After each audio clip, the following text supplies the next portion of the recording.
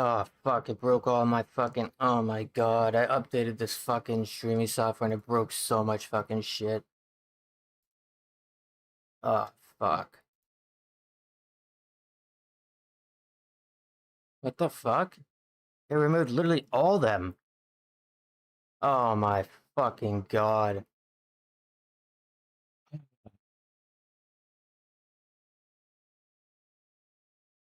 Fucking deleted everything, man. And it fucked up this. Dude, fuck. Stupid I click and doesn't even fucking move over, so it leaks my fucking emails.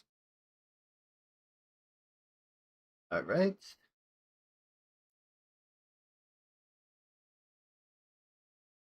Fuck. God damn it.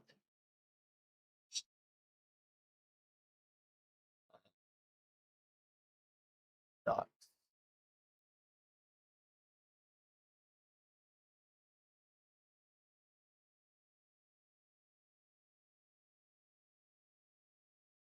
Go.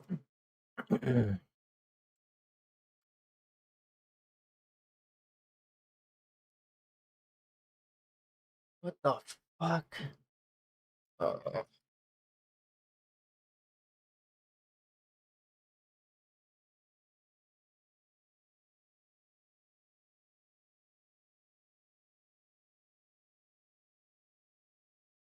Uh, oh, should be signed in.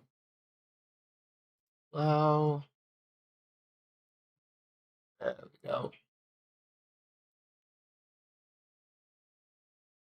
There we go.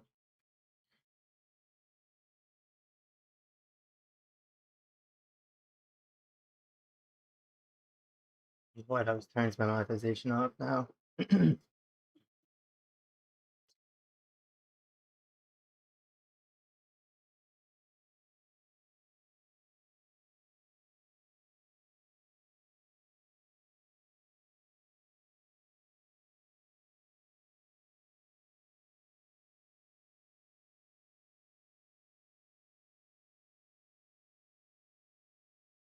I watch Behemoth.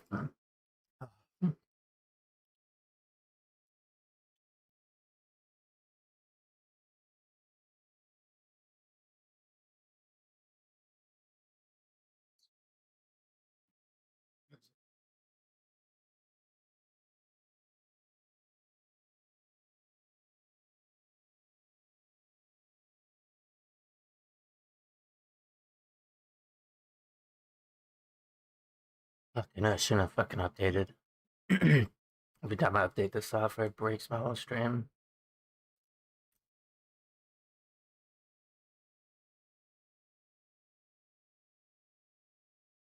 Go.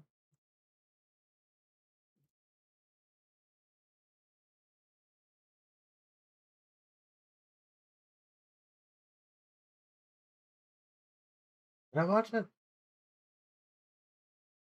I guess I did already.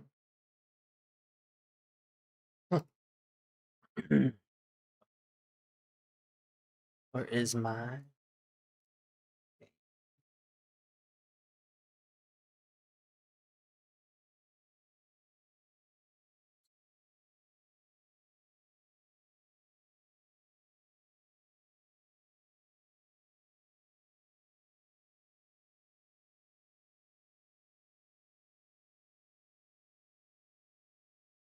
Wait.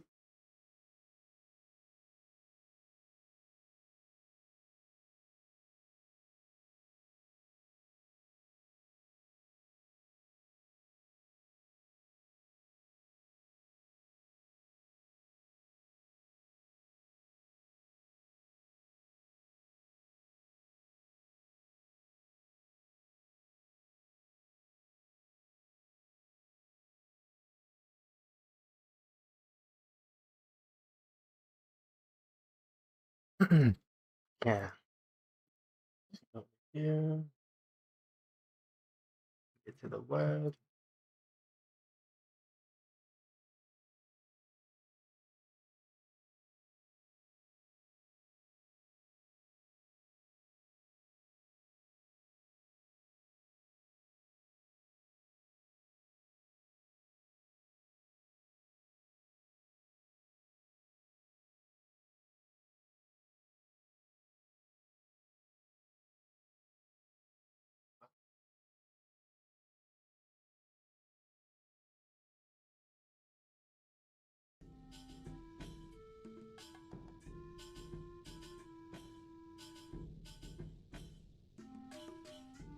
On this ground. The darts.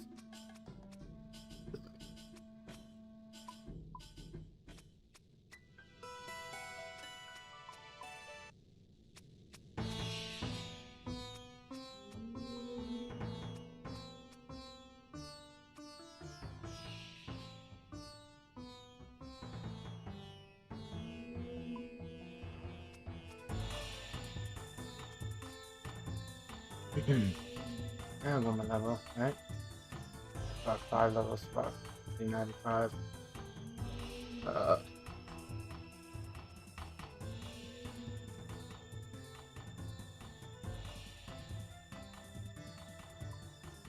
Might take a while.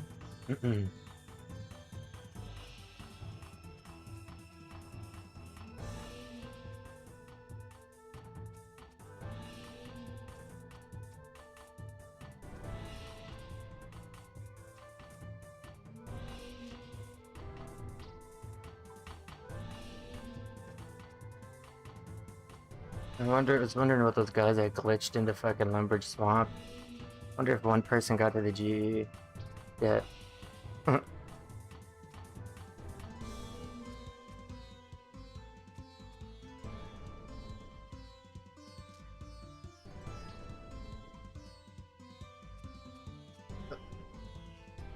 Get to 95, and then I can make my dragon darts.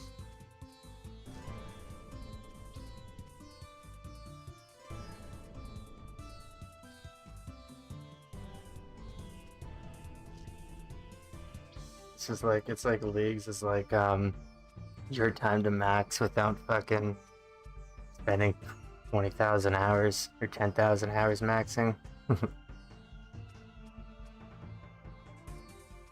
Level up completed.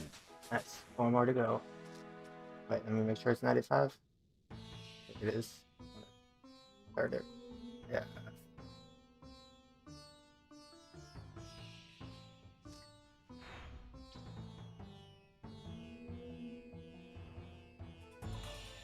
Yep.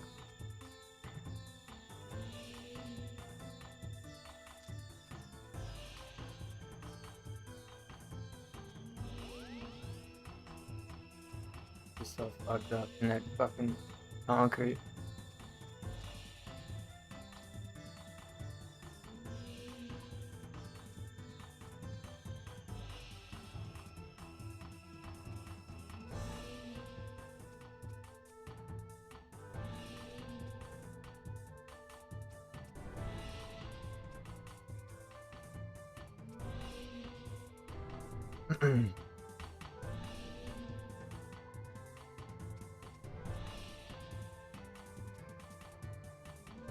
Spawn.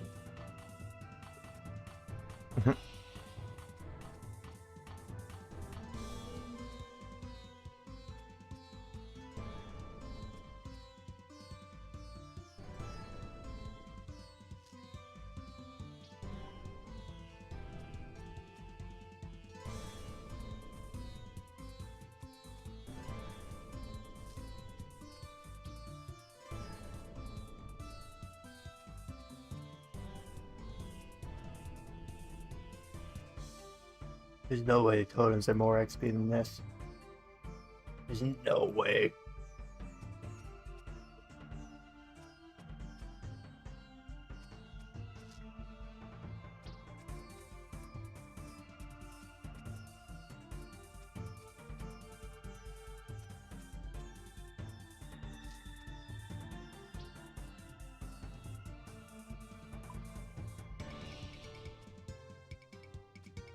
Nut drinker.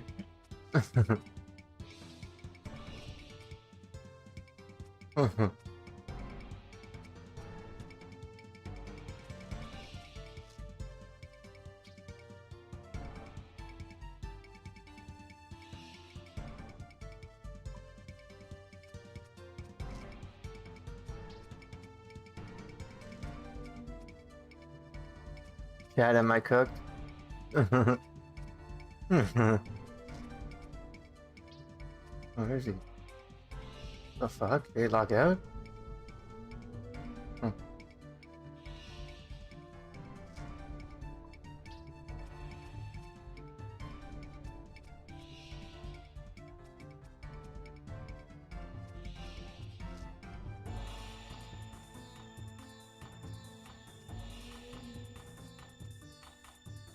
Like, I think I got darts. What?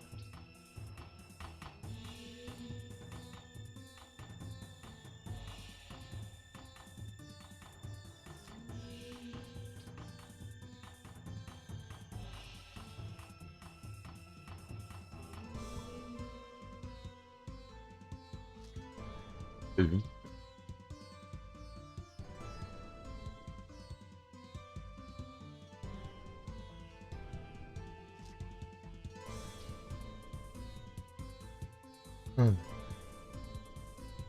Fuck that is slow, I think. Oh shit.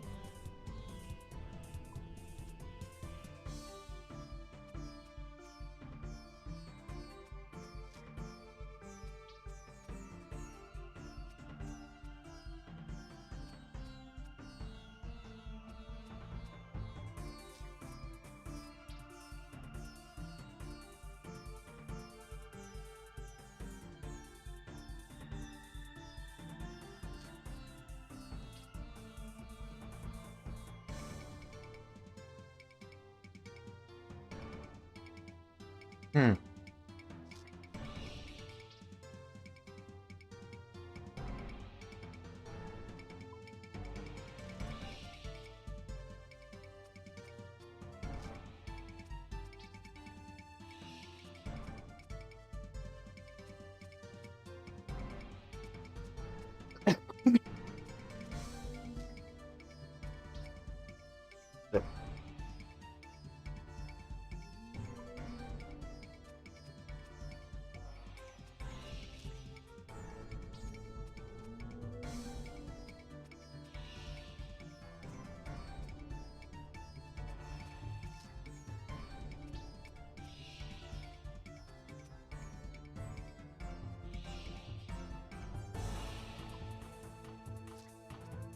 Hmm.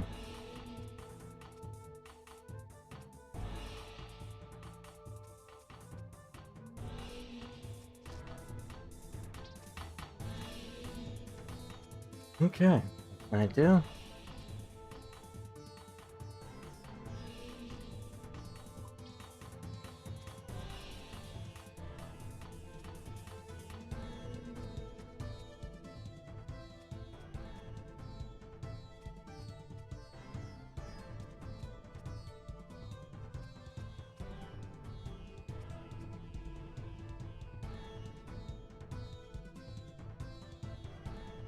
Fuck, oh, this is so Chad. Stomach creep.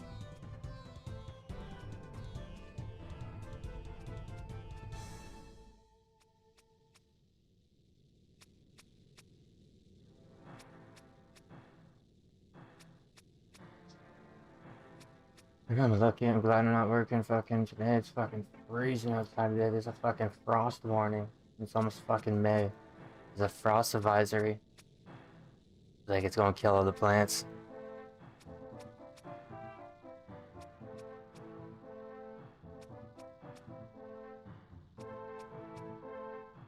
The crops probably just started growing fucking after winter and now they're just all gonna die again from the frost. Level up completed. Okay.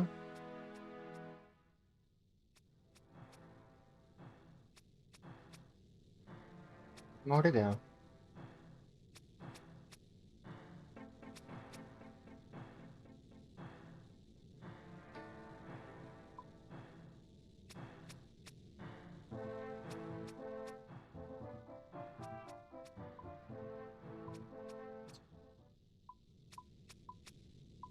actually gonna import my music from the main game.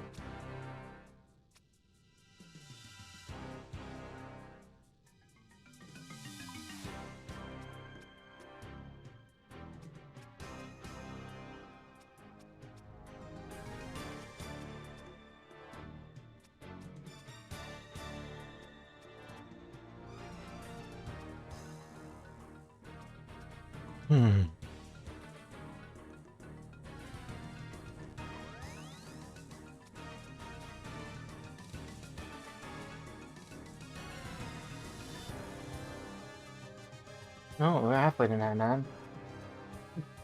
Nah,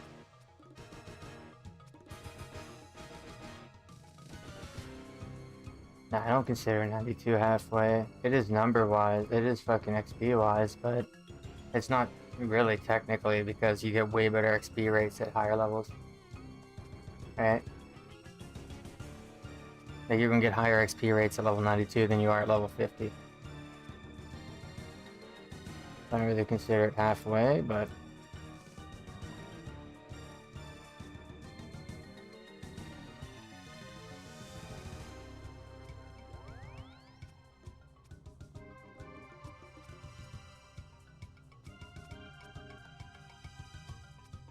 Howdy? Oh, is there an anvil there? Mr. Dickless.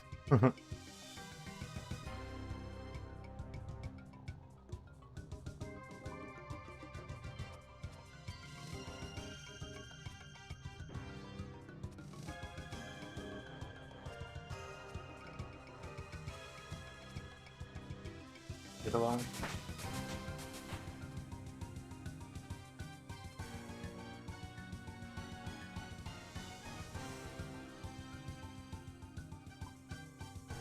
Cheers.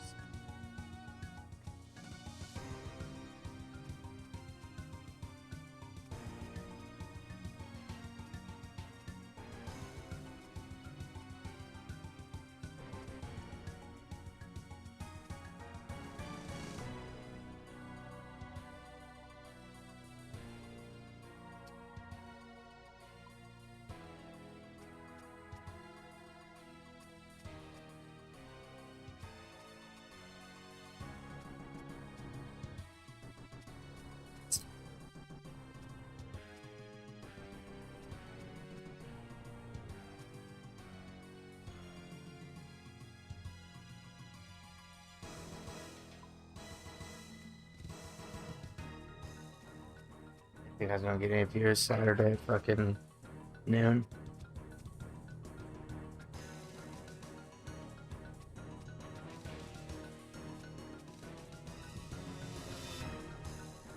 Didn't expect any viewers, man. I drink every day, man.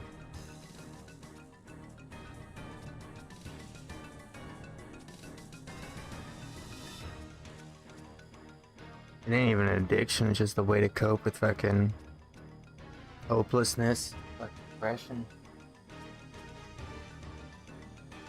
I only got hopelessness because of fucking results. Like I don't got it fucking like my motivation isn't hopelessness, but you know, you work fucking hard for fucking 11 years and you got fucking not even one fucking viewer left around.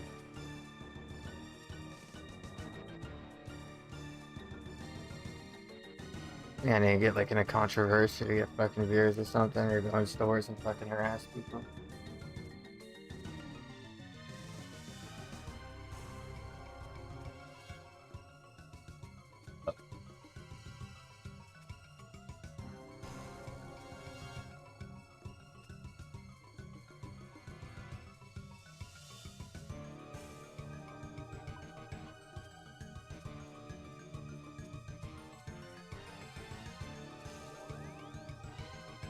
It's been 11 cold, dark motherfucking years.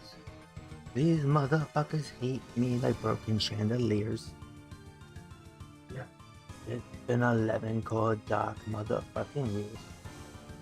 These motherfuckers hate me like broken chandeliers.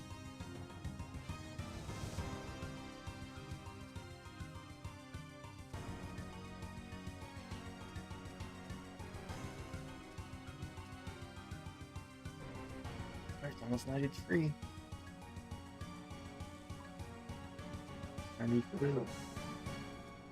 93. 93. Big 9 tree.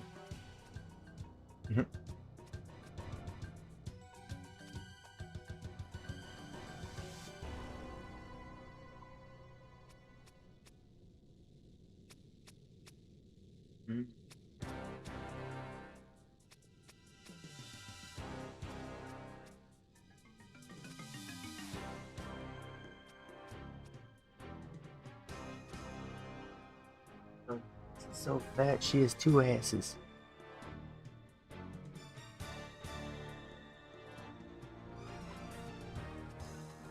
Nobody's ass is an ass. Level up completed. No, mama's ass is an ass.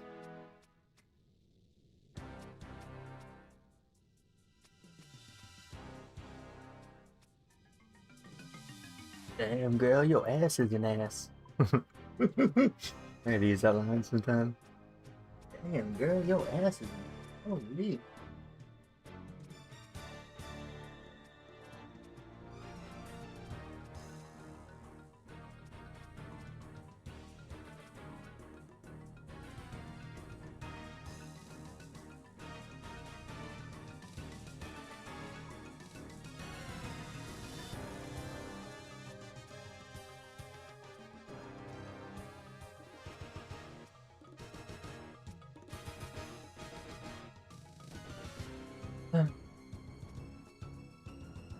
Oh, it's not even right, the set times. Huh.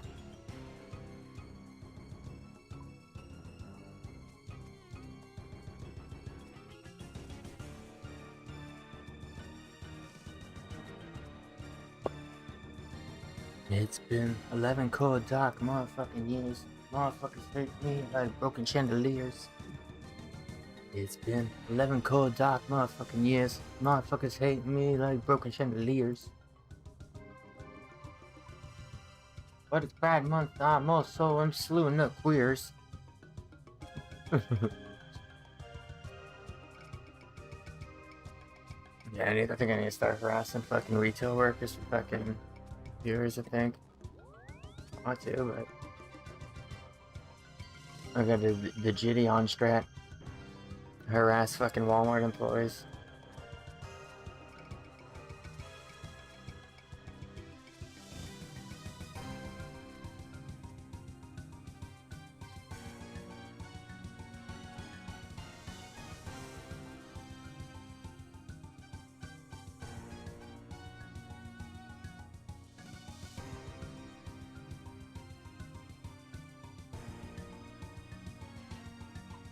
No chandeliers.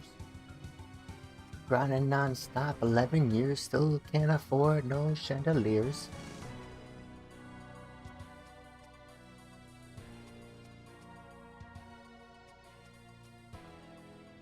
Mr. 11 years, baby. 11. Double one. I'm not just the one twice. 11. Yeah, wait till I'm like 12. 12 years, still 0 years. 12. Can't wait to do that. 12. Like 14. 14. No, it'd be 1, 4, 14.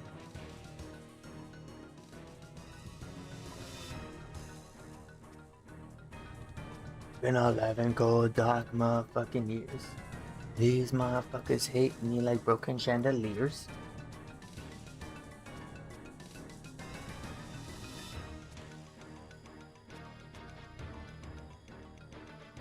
I used to play Call of Duty with AOX fears. Damn! Steve too smooth. Steve too smooth.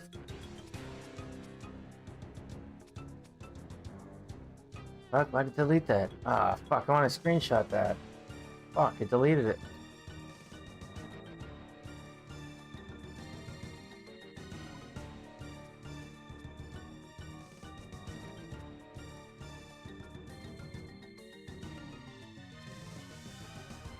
Oh, can't win every day, right?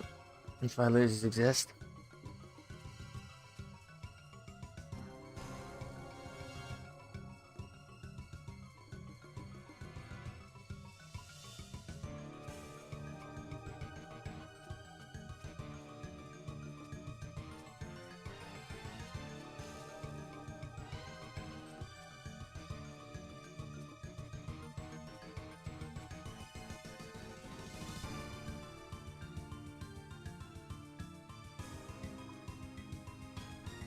And still, zero viewers. It's been 11 cold, dark motherfucking years. These motherfuckers hate me like chandeliers. I don't have diamonds on me like the queers.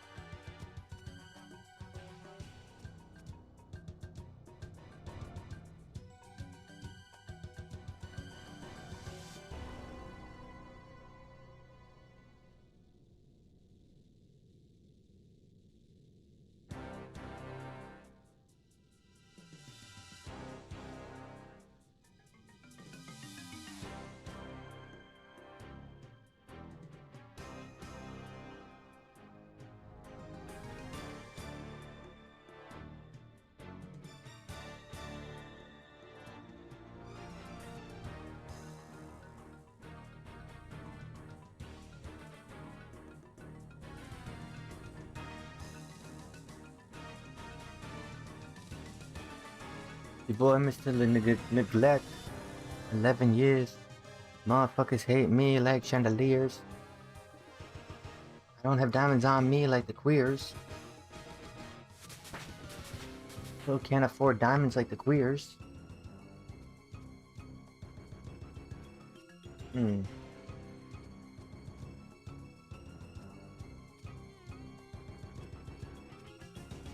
It's been 11 cold dark motherfucking years. These motherfuckers hate me like broken chandeliers. Still can't afford diamonds like the queers. Damn, dude. I made that song, dude. Fuck. I've been grinding non-stop 11 years. Hard work doesn't pay off, motherfucker. Got me living soft. Damn.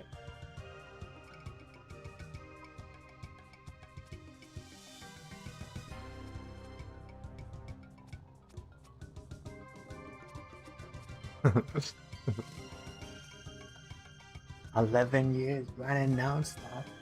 Hard work didn't pay off. When I wake up in the morning, my dick is the opposite than soft. My dick is not soft."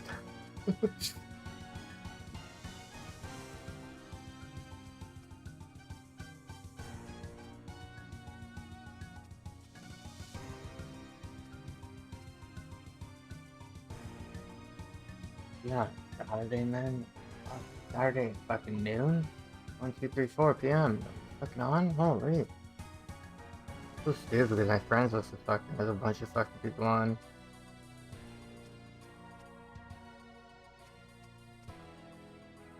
They just don't like me, man.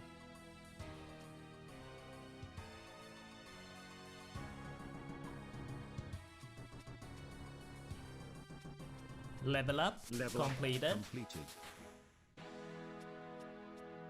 Nice, one more level.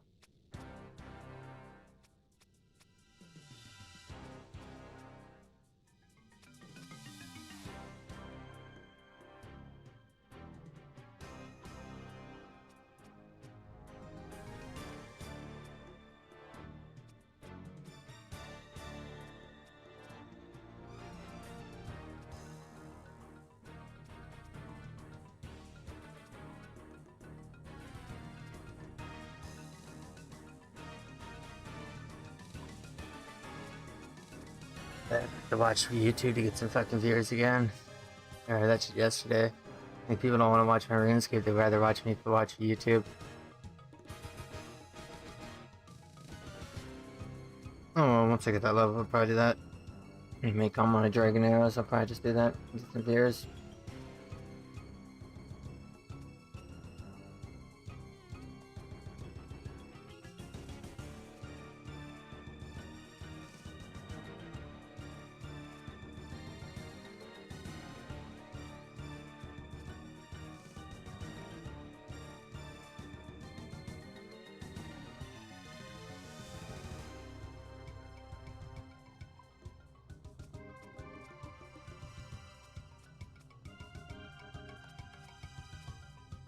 Non-stop, I ain't gonna flop. Every fucking day.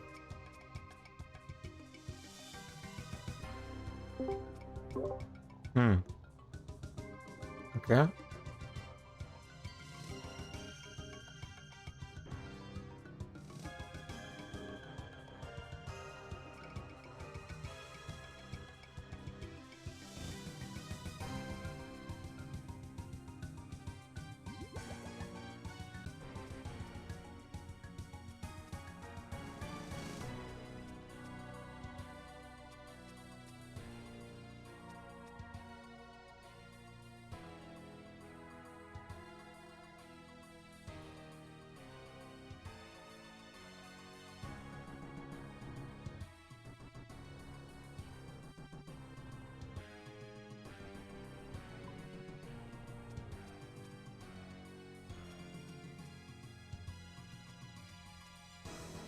Yep. It needs some fucking metal, dude. We're in state metal.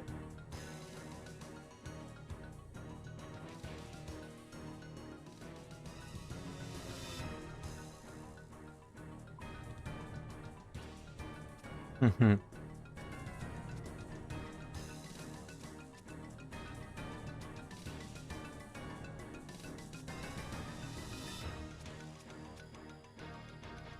Gun Jesus.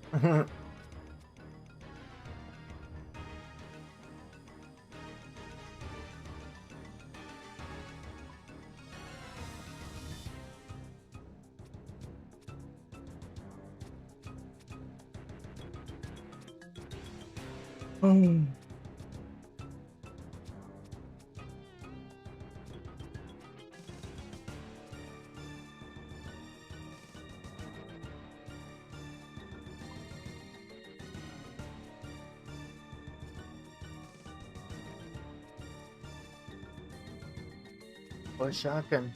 There's.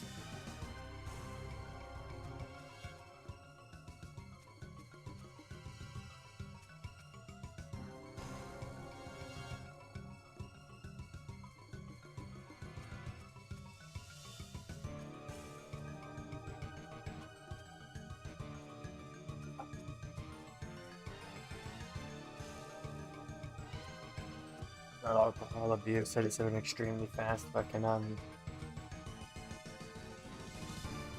is it? Metabolism. Like when I eat like a fucking meal, I can shit it out by the time I finish the fucking meal. Like I can digest shit in like seconds. The bad thing about it is my body doesn't take the nutrients from it. My body will take the fucking, will just fucking digest it. It won't like hold the nutrients in my system. That's one bad thing about having an extremely fast metabolism. Protein shakes and all that shit don't work on you. You gotta use mass gainer, which is like 3 times the amount of protein in it. And you only probably get like fucking like 10%, or you probably only retain like 5 or 10% of the actual fucking protein, if that. Yep. Yeah, I can eat a meal and shit it out by the time I fucking finish the fucking meal. Yeah, if I go to like a family dinner, that's me halfway through dinner. I gotta go to the washroom. That makes some more space. Yeah.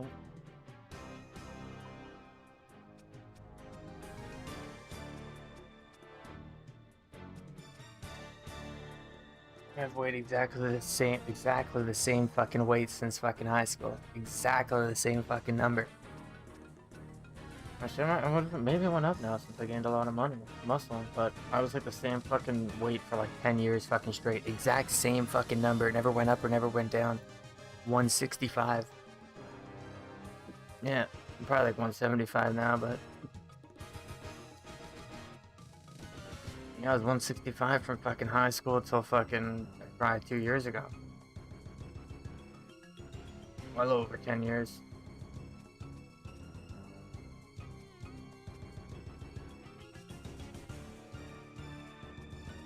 I really shook the fuck up with my body, but I think it's my heart condition.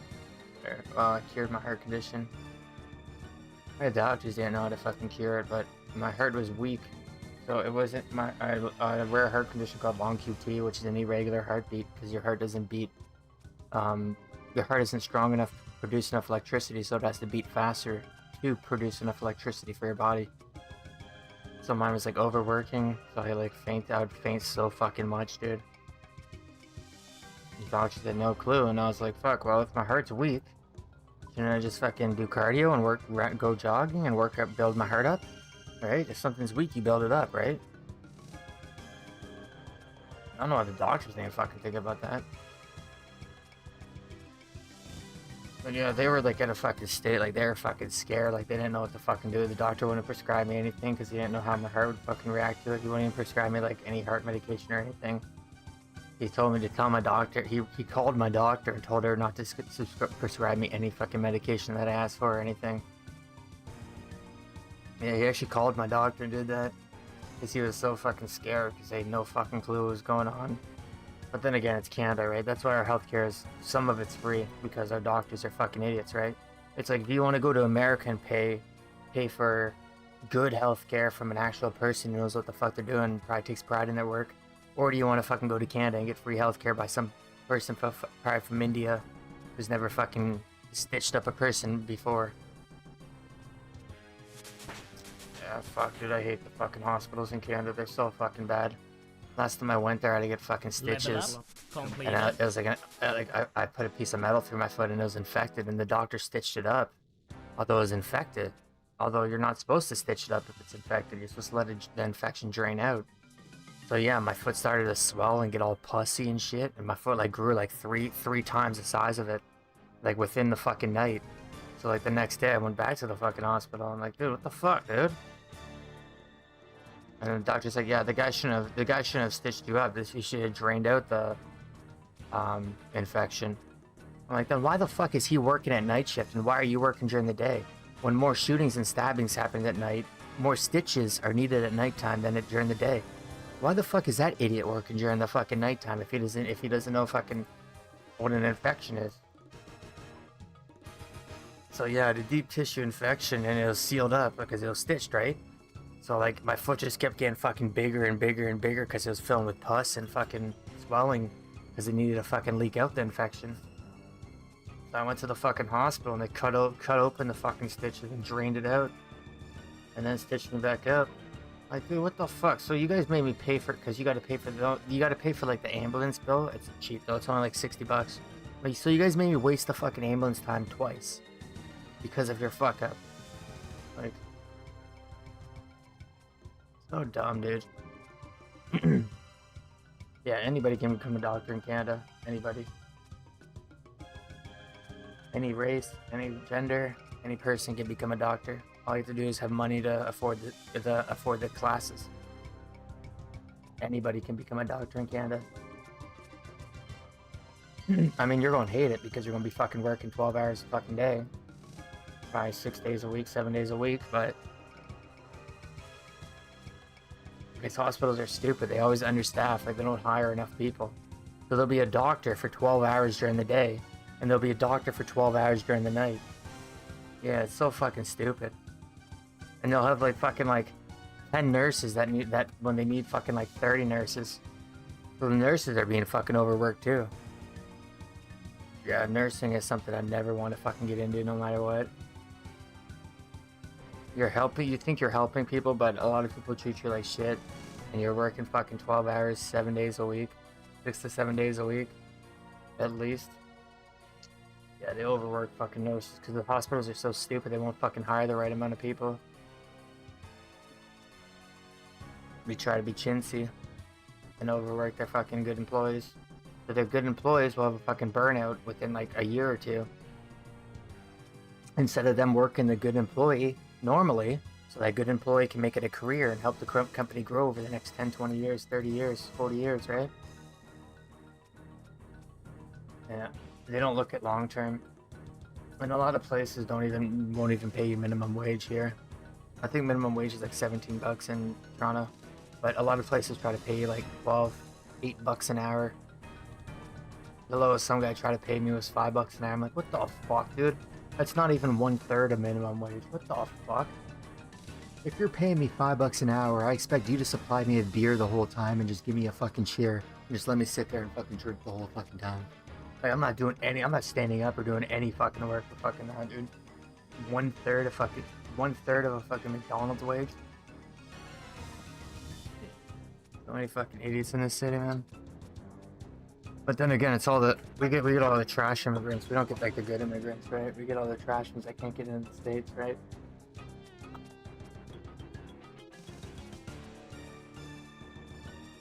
Bags first. Oh, 95, fuck.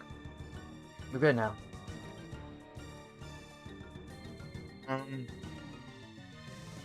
Just try and make the next.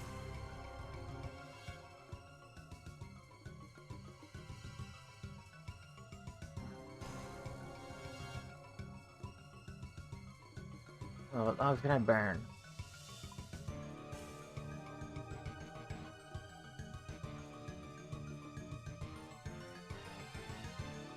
Is G-log?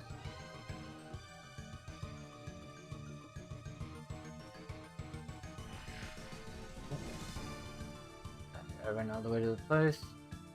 Hunter Guild. I'm sure I can set a fire here and do it, yeah. I can do it anywhere I want. I just need the tinder. Ooh, nice.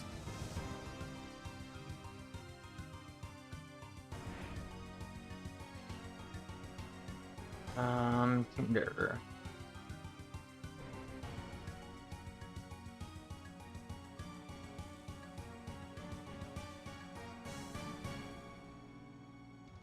Campfire dogs.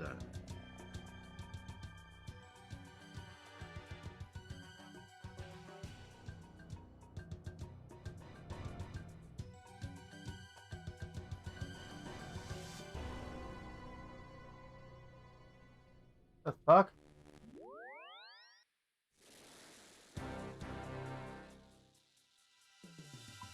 Nice. Fire up.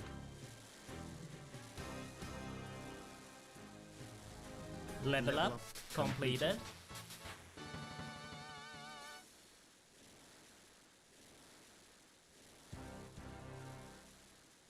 Okay. This is my next night now, man. I've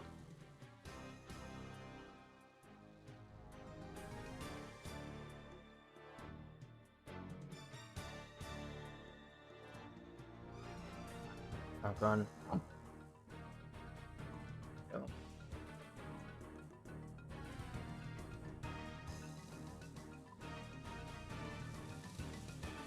Burn. Level up completed. The roof is on fire. The roof is on fire. Let them fur burn. Burn, motherfucker, burn. Burn fur burn. The roof Level is up on fire. completed. We don't give a fuck. Let that motherfucker burn. Forget that fucking song, dude. That was a classic back in the fucking day, man.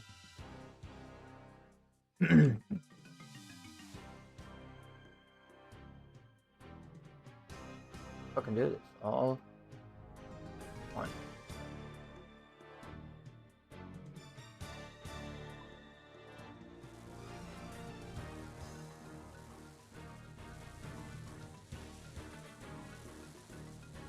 Damn, 5 mile an hour already at this thing? Holy.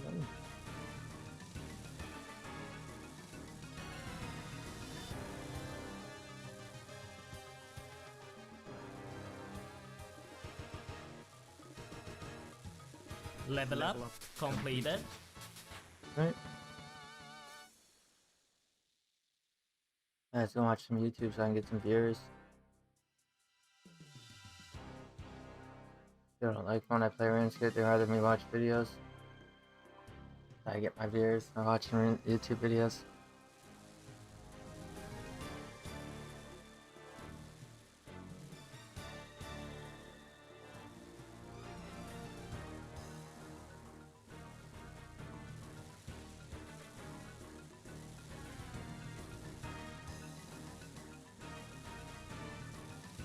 Level up completed.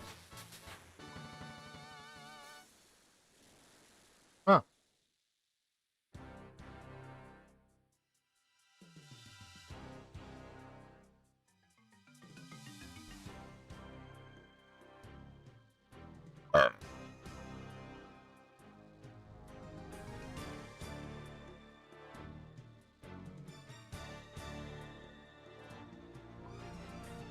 Enough.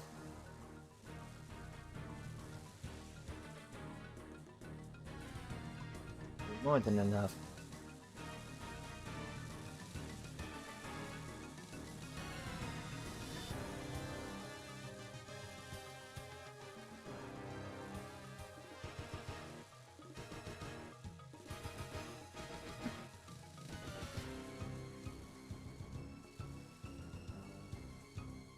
I'm gonna watch some fucking Level up, YouTube and get some completed. viewers.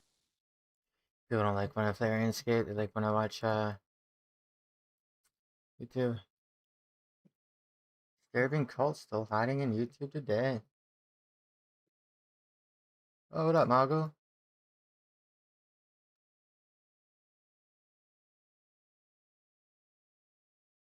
Yeah, I can call out all the lurkers because as soon as somebody on Twitch joins my stream, it tells me. I can tell who the lurkers are. Leonardo da Vinci, I see. Sweet, first viewer, dude. Hell yeah. Oh, you're joining a cult?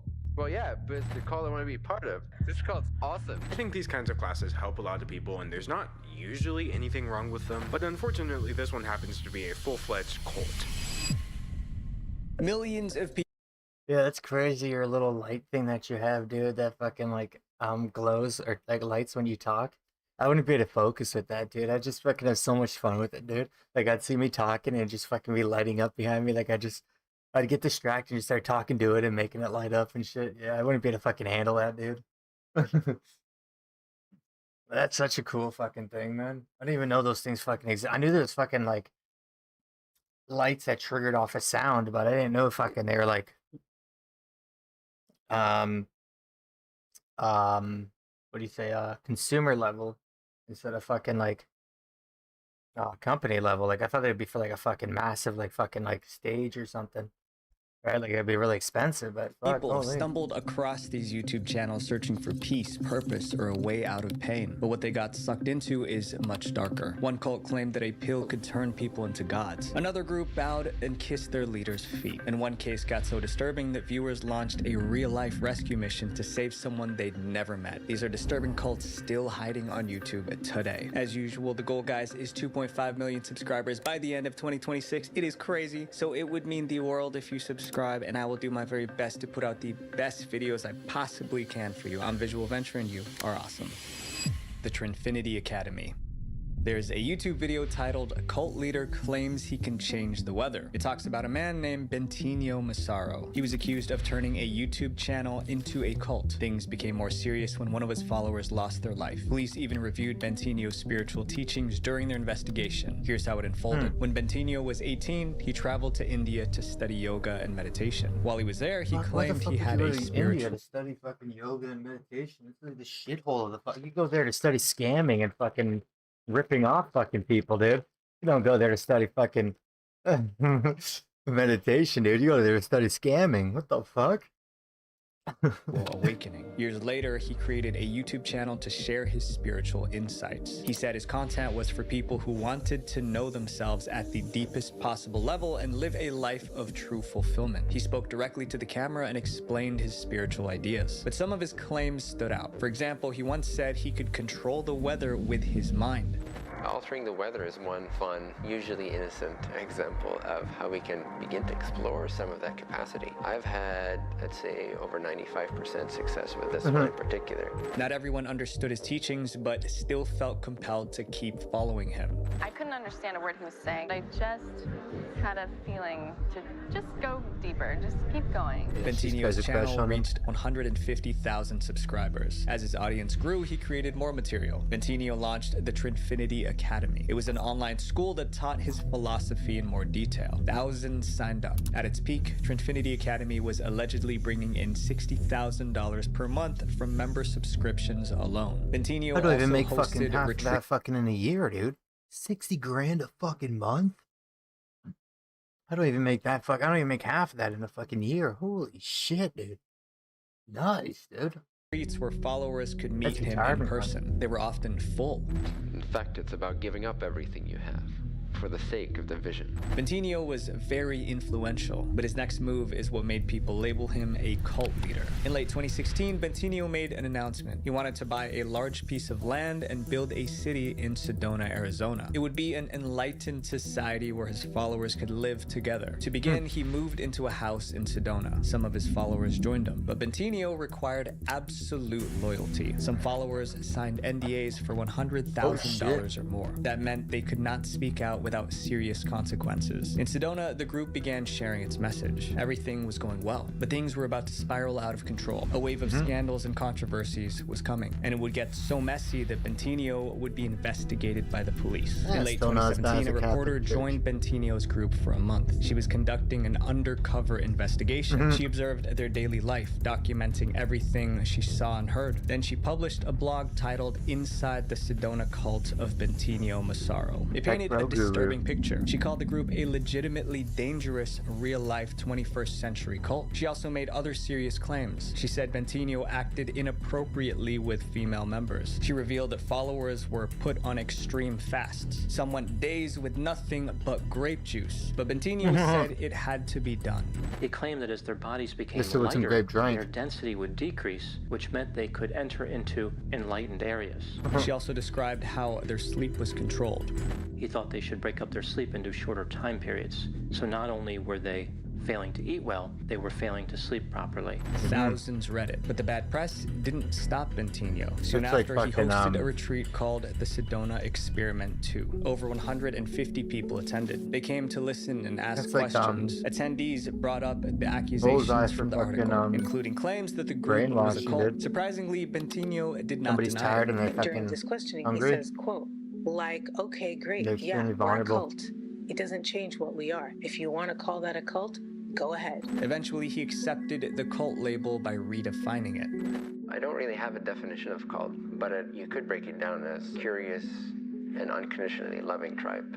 CULT. The attendees accepted his explanation. The retreat was going smoothly. However, it would end in tragedy. Yeah, I mean, One if- attendee named As Brent long as they're not Wilkie fucking doing what the Catholic Church does by raping children and fucking manipulating weak people who don't know they have free will, they're good in my book, man. retreat early. Brent was one of the most devoted members. After he left, no one saw him alive again. A few days later, cults Brent are was bad, yeah. found lifeless at the bottom of I a think a lot of them are Police groups just so identified people him connect using and shit his like that. tag from the event. It was unclear what happened, so the police opened an investigation. As part of the research, officers reviewed footage from the cult. They found clips of Bentinho making alarming comments about life. Some of these teachings could push people in a dangerous direction. Police wondered if these ideas played a role in what happened to Brent. So investigators questioned Bentinho about the clips, but he denied any responsibility. Bentinho said he was exaggerating for effect and wasn't serious. Brent's parents saw it differently. They blamed Bentinho's extreme teachings for what happened to their son. No charges were filed against Bentinho, but the incident, along with the article, brought negative publicity. Soon after, Bentinho transferred his operations out of Sedona. Reports say he moved out of the United States and returned to Holland. For a while, things were quiet, but the story was not over. In February 2022, another scandal surfaced. 3 high-ranking members left the group. They each posted statements on Instagram sharing how they became followers and finally broke free. And they accused Bentinho of mistreating followers. By speaking out, they broke their NDAs, but they didn't care. They wanted the world to know what happened inside the group. Despite all the bad press, the cult is still operating. Bentinho continues to share teachings via social media, and his Trinfinity Academy website is still live as of today, offering courses to people looking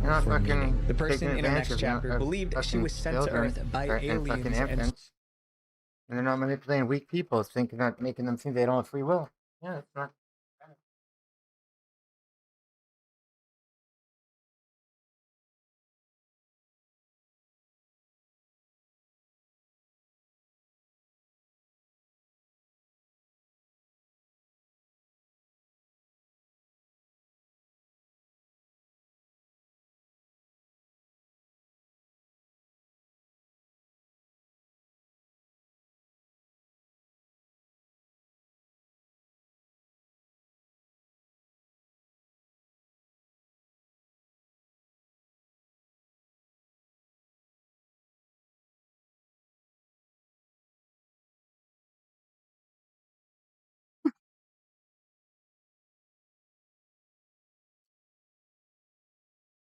Cold as fuck out today, man. Frost warning today. Frost somehow advisory. people believed her. Fucking Unicult. Unicult is a YouTube channel with nearly 3,000 subscribers, but it's no accident that they have the word cult in their name. The channel is linked to an unsettling group also called Unicult. They claim to be the religion of the future, and once you hear what they believe, it becomes hard to ignore. It's gonna be -3 over fucking night, they are dude. dedicated I to thought those April flowers make, or fucking April showers make May flowers. You ain't planting anything in fucking May. It's gonna get it's gonna get killed by fucking frost. We got -3 tonight. -2 in the fucking morning. Like, what the fuck, dude? We got a frost advisory right now. Like, you can't even plant shit here, dude. That's probably why shit costs so fucking In much. interviews, they you describe can't themselves plant it for as like a 2 months a communal fucking year. framework That's for why why promoting vegetables joy. cost They so repeat the fucking word much. joy again and Crops again, cost so but that much. message of joy came from a dark past. The founder, Why Nicole, grocery grew stores up are in a fucked. small town in Colorado. In I don't know, college, they she got fucking- they struggled can with afford deep greenhouses. emotional issues. It was overwhelming. So Nicole says she changed the way she viewed life. All year round. The way I feel. All the social narratives and conventions, they weren't serving me and they weren't making me happy. And not only that, but they weren't ever going to. Nicole stopped following societal norms, so she started going by the name Unicole Unicron. She also claimed that she was an alien consciousness born into a human body. Unicole is something called a starseed, placed here on Earth by a group of space beings called Arcturians in order to empower others to find joy. That's when she founded Unicult in 2012. She shared her ideas on YouTube, and today the Unicult channel has nearly 1,000 videos. Hello, beloveds. Thank you for joining me for Cam Church. My name is Unicole Unicron. It is my honor to have your attention. The videos explain various spiritual concepts. One of Unicult's core beliefs is belief makes real. This means if you believe something hard enough, it becomes your reality. The message resonated with many viewers. But joining Unicult required more than belief. There was a process. At one point, joining involved filling out a paper application you buy for $11.11 on Etsy. And according to reports from Vice, some members provided a drop of their blood for an initiation contract. Those who did this joined a private inner circle. They were promised access to secret knowledge. It's unclear how many members Unicult has, but the ones who speak publicly seem satisfied. I've always felt like I've never really belonged to any certain group or really related to many people. Being in this space, it's truly a blessing. When asked which type of people join Unicult, the founder put it this way: the outcasts are generally the people who end up in Unicult because society doesn't look after them, so they're more ready to change the world. No one is rejected. On the surface, Unicult looks welcoming and positive, but not everyone sees it that way. Unicult openly seems to call itself a cult based on their name, and many people feel uncomfortable about this. But Unicole Unicron had a specific reason for using that term. It's a barrier to entry. People who say, oh, I'm not going to join a cult. Cults are bad.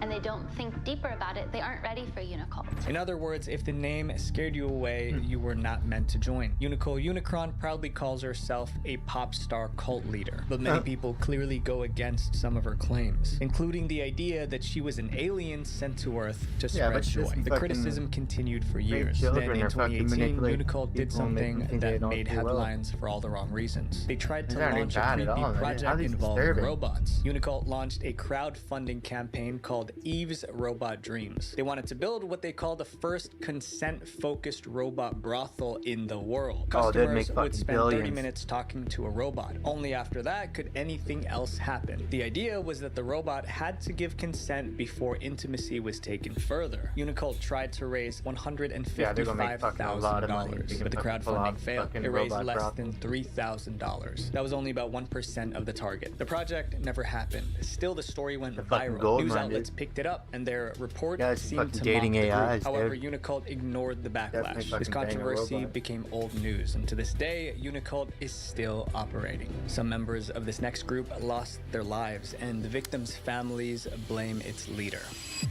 Actualize.org.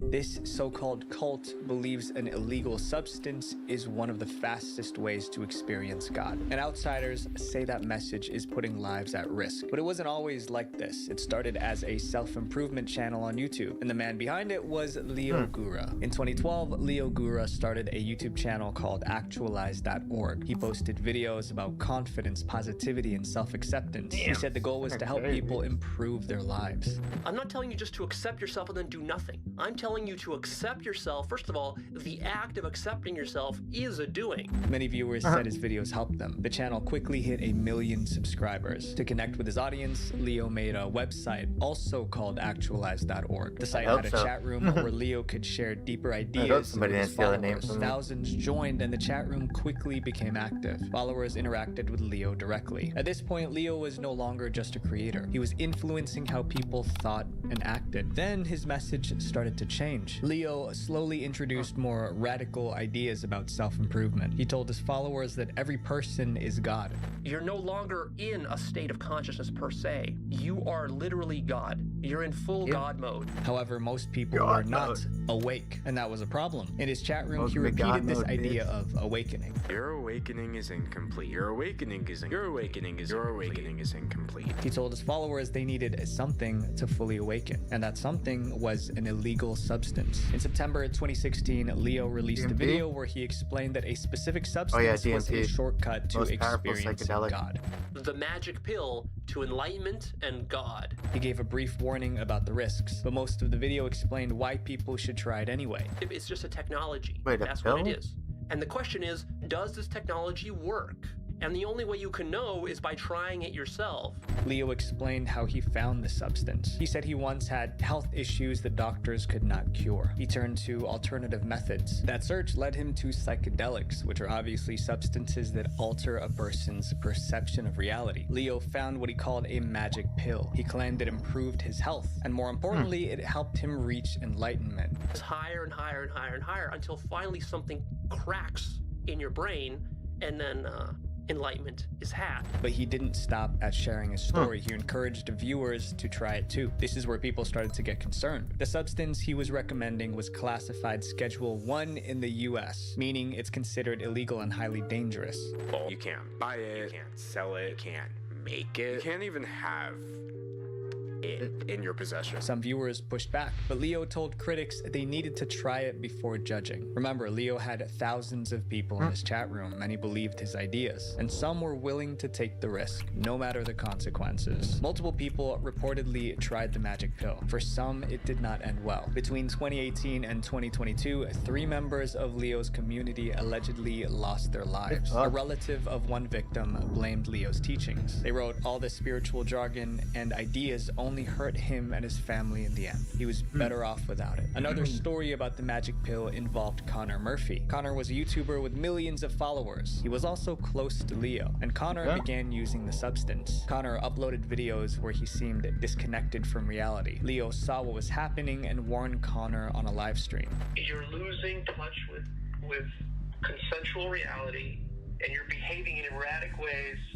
and it's going to cause problems. It's unclear if Connor stopped, but his case alarmed many fans. Meanwhile, Leo's influence continued to grow. His followers stayed active in the chat room. They discussed his teachings and reinforced each other's beliefs. Leo himself posted over 65,000 times on the chat room. He became the central authority. By this point, outsiders started using a new word for Leo and his followers, a cult. They pointed out several warning signs. Some followers treated Leo's ideas as the absolute truth, and they pushed back against anyone who criticized him. And some reportedly put themselves in seriously risky situations based on his advice. Several YouTubers made videos calling Leo a cult leader. Still, nothing has slowed him down. Today, Leo is still active on YouTube. His forum now has over 34,000 members, and it continues to grow to this day. This next cult was so alarming that viewers tried to rescue one of its members, the Angelic Initiative. Some cults have hundreds of followers, but the Angelic Initiative was called a YouTube cult of two. It was a mother and her daughter. But what made this case disturbing was not the size. It was what viewers believed was happening behind the camera. The two members were Lynn McGonigal and her daughter, Jamie. Lynn, the mother, was the leader. She used to work as an accountant. Then in 1990, her brother passed away. After that, she said something strange happened. So 3 weeks after he died, I was taking the junk mail to put it in the recycle bin in the laundry. Looked out the window, and he was standing outside the window. She claimed her brother's ghost visited her at home. For that moment, Lynn believed she could communicate with the deceased. Over time, Lynn claimed more supernatural experiences. She spoke about guardian angels and spirit guides. She said she could help people come into alignment with their soul's life purpose. By 2012, she brought these ideas to YouTube. She created a series called the Angelic Initiative. In every video, Lynn appeared with her daughter, Jamie. The time for hobbies was so long ago. That time has come and gone. They sat side by side in lawn chairs with their arms raised above their heads. They believed they were channeling angels and other spiritual beings. So what we do is no, you're not. You're just tripping the fuck out. Portal, stretch through the clouds. Over time, the mother-daughter channel uploaded over 1,400 videos. Then viewers started noticing problems. Some of Lynn's teachings felt unsettling. We don't need any more humans. It is not okay for women to have babies and stop contributing to the process. But the biggest concern was Jamie, the daughter. Viewers felt Lynn had too much influence over her. Instead of living her own life, Jamie was always beside her mother in videos. And she kept agreeing with everything, often repeating the statement, "That's true." They don't want to ask the right questions, so they ask wrong questions and therefore get crazy answers. That's true. Other times, she simply repeated what her mom said. Leonardo da Vinci. Leonardo da Vinci, I see him. I see him also.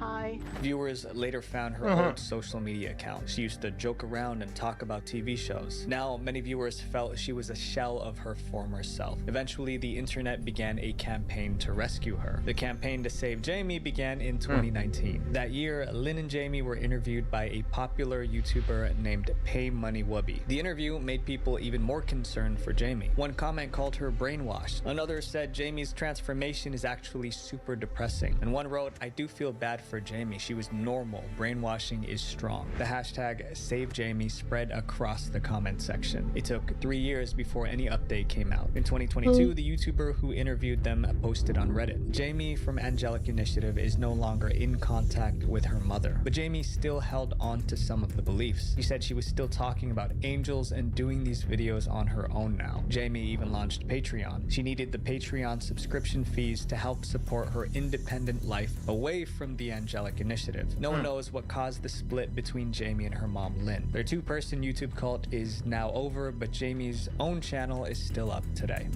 The woman in her next chapter built a following by targeting people at their most vulnerable. The Teal Tribe. People went on YouTube searching for help with emotional issues. That's how many of them found Teal Swan's YouTube channel. From the start, she made it clear that she wasn't a regular content creator. She said she had special abilities that helped her understand people's pain. How do I have all this information? It's because I'm extrasensory. I'm not limited to this dimension or time-space reality. Her videos had titles like How to Heal the Emotional Body and How to Get Rid of Anxiety. These titles were not chosen by chance. Teal studied what desperate people were searching for online. Then she built her videos around those exact topics. I specifically try to go for tags and things like that that capture that audience. When you're in a desperate state, it's not sophisticated. The strategy worked. Her channel grew to over 2 million subscribers, but the channel became more than just videos. Teal built a community beyond YouTube. She called it the Teal Tribe. But unlike on YouTube, advice inside the Teal Tribe was not free. She sold books, courses, and retreats. A single workshop could cost as much as $5,000. But the cost was not the biggest concern. The real issue was what people were being taught. At the center of the tribe's teachings was something called the completion process, which is Teal's sort of claim to fame for being able to cure any and all childhood traumas, and especially to uncover any repressed childhood traumas that you have forgotten. Followers were told to revisit their worst childhood memories, not just to remember them, but to relive them. They were told this would lead to healing. Some of her sessions were deeply unsettling. You make up these fanciful, horrific tales of all sorts of disgusting, disturbing things, and you do it for hours and hours. People started calling the Teal Tribe a cult, mainly because of their strange practices and devotion to their leader. There were also rumors that some members cut ties with their families. The group became harder to ignore. Then finally, a team of filmmakers stepped in to expose the truth. In 2022, The Deep End was released on Hulu. It was a documentary about what was happening inside the Teal Tribe. It showed that some followers lived with Teal on her compound. These dedicated members were called the Inner Circle. They reportedly worked for her full-time without pay. As the documentary continued, a pattern became clear. Teal demanded complete loyalty. Inner Circle members were expected to be available 24/7 and put Swan first above even their family. They also had to sign a contract called the non-negotiable list. This meant they agreed to follow all of her rules without question. The priority of the entire community is whatever's in the best interests of Teal. Everything else is second to that. You can't have personal boundaries. This control extended into their personal lives. According to the documentary, some followers were discouraged from having children. There's a clip where Teal addresses this directly. I can't be kept awake at 3 o'clock in the morning before an interview by a screaming baby. All the girls here are on board. We're not having kids. The documentary sparked strong reactions. Viewers left comments like, Teal is a perfect example of someone who's been drinking too much of their own Kool-Aid for too long. And Teal is a damaged person trying to help other damaged people in disturbing and unethical ways. Despite the backlash, the Teal Tribe is still operating. Teal posts regularly on YouTube, and many people continue to appreciate her content and support her. Our next chapter is about a guru whose followers were so devoted that some kissed his feet. Muji Sangha. Many people who watched this man's YouTube videos called him a living Jesus Christ, and that was the beginning of this cult. In 2007, a spiritual teacher named Muji started a YouTube channel. His videos focused on truth and self-awareness. Satsang means to associate with truth. With means do or more. But people didn't just listen. They began to elevate him. Some called him God Living. His channel grew to over 800,000 subscribers. At the time, his teachings became more intense. Muji taught that the self is an illusion. We are never, ever, ever going to agree while you are in the state of personhood. This is what is radical. He told followers to let go of their personal identity. He encouraged them to become nobody. Don't be anything, don't be anything, don't be nobody. Don't be anybody, don't try to be nobody. You are nobody, you are nothing. But outsiders felt this message was risky, because once somebody lets go of their identity, they become easier to influence. So the person trying to be nobody is a dangerous thing. Like meeting nobody people is a dangerous thing. And this is how cult leaders will abuse you. However, these warnings didn't slow down the movement. Muji became so influential that he created a world of his own. In 2011, Muji opened what he called a Center for Self-Realization. It was located in the mountains of Portugal. 40 to 60 people lived there full-time, but thousands visited regularly. It was because of this community that people began asking if the group was a cult. The first concern was about how followers seemed to worship Muji. They reportedly bowed to him. Some even kissed his feet. There were also claims claims that he sold photos of his feet as spiritual items. As of today, April 5th, he is still selling pictures of his feet on his website. Then something happened that took things from strange to dangerous. In 2017, 2 of Muji's followers passed away under suspicious circumstances. That moment put the group in the spotlight. Now people had questions. Were members safe? What was really happening inside the retreat? Reporters were determined to get to the bottom of it. In 2019, a journalist published an expose. It was titled Becoming God Inside Muji's Portugal Cult. The reporter interviewed former members, and the allegations were serious. Multiple reports against him, people coming out saying that he's sleeping with women there, he has multiple different partners. Others described the environment as controlling. Some said they experienced PTSD from their time there. People were feeling trapped, bullied, there's a lot of mind control going on. Muji denied the accusations. He called them an intentional and malicious attack. His loyal followers stood by him. Some defended him in comment sections. One wrote, "I could never possibly express the gratitude that I have for my master in words. It hurts my heart hearing such untrue gossip about him." Others made videos expressing their support. But my experience is that Shimuji has always loved me too much to see me as merely a woman. Despite these allegations, no criminal charges were filed. Today, Muji's YouTube channel is still up, and his community in Portugal still exists. We all want to belong somewhere. That's not a flaw. It's what makes us human. But my friends, a real community doesn't control you. It pushes you to become better. Visual Venture. Oh, those disturbing. The Catholic religion's way more disturbing like that.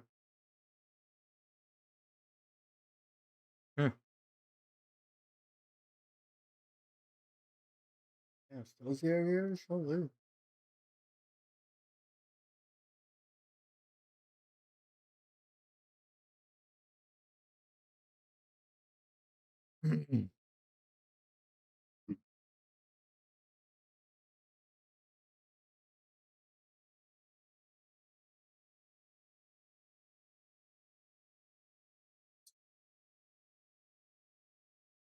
Fake ass thumbnail, dude. What the fuck?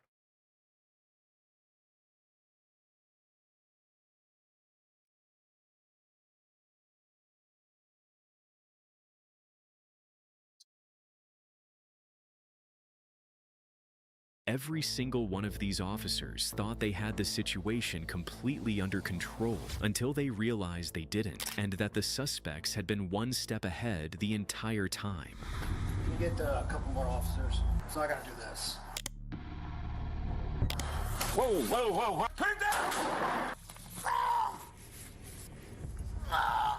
On November 17, 2022, a man wearing a hoodie and keeping his hands in his pockets circled the Ross County Sheriff's Office in Ohio for several minutes before finally walking up to the building's back door and knocking. And when an unsuspecting sergeant came out to meet him, the man unleashed the terrifying plan he had come there to carry out all along. Hi. Hey, buddy. Can you help me out real quick? Can you get a couple more officers?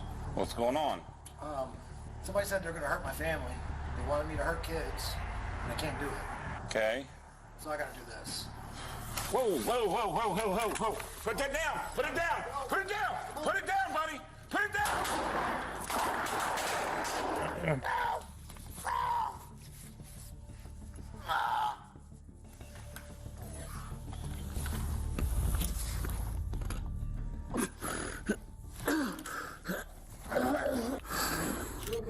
No shot. You're shot? I'm shot. One shot in the chest. No, he's ran out the door. Oh. Yes. Keep your no. Ah! Where you shot? In the chest. Right in the chest? I gotta get you moved to cover. Is he down? Oh, I'm going for help. A civilian employee who spotted the wounded sergeant rushed to get help, and within moments, the scene was flooded with officers who quickly moved to render aid to both the sergeant, who had been shot in the chest, and the suspect, whom the sergeant had also managed to shoot in the head during the exchange. Nice. Suspect's outside. Who's in there? I don't know. What do they look like? He's laying right there outside the door. I hit him. He's bleeding. I got him. Yeah, cuff him up. You cuff him, you want to cuff him?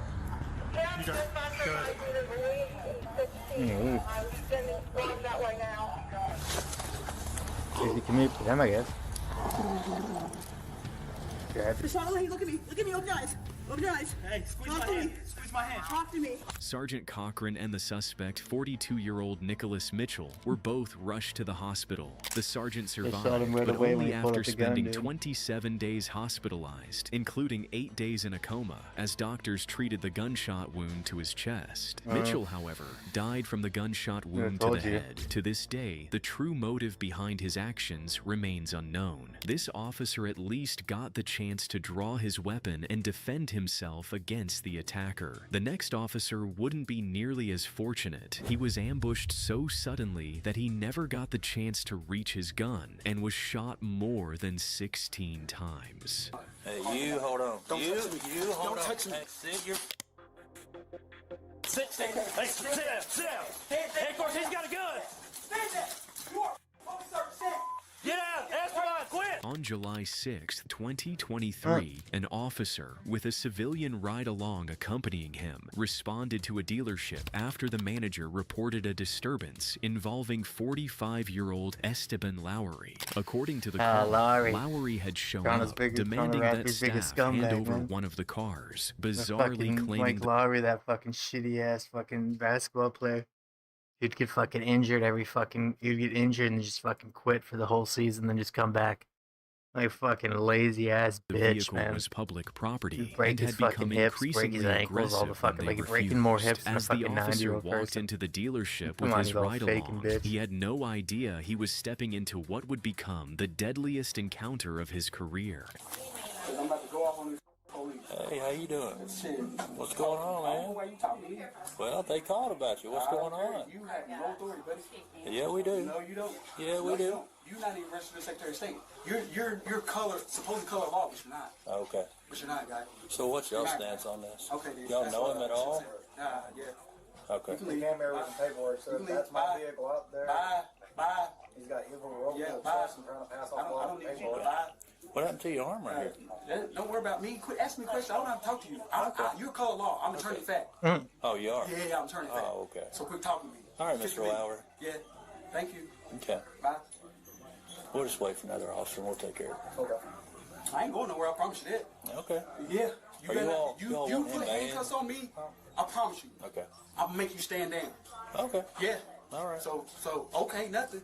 All right, man. You have no authority, buddy. So what do you want to do? Just hang out, man. No, I ain't gonna hang out nowhere because I can go where I want. The suspect then changed his mind and decided to leave. But when this officer tried to stop him from leaving until backup arrived, the situation instantly turned deadly. You're not gonna hold me. You're not gonna contain me like that. You're not gonna hold me in here. So can you please move out of the way? No, sir, I will not. You need to. No, I don't. You need to. You just hang out for me, No, I okay? ain't gonna hang out nowhere. You don't tell me what to do. All right. I tell you what to do. You're a public servant. Okay. You do as I say. So understand All it. right, yeah, just hang out in here No, I for ain't me, got Esteban. Don't take my life. Hey, you hold on. Don't you touch me. hold Don't on. touch me. Hey, you hold on. Hey, sit down. Hey, sit your... Stand there. Hey, sit down. Sit down. Stand there. Hey, of course, he's got a gun. Stand there.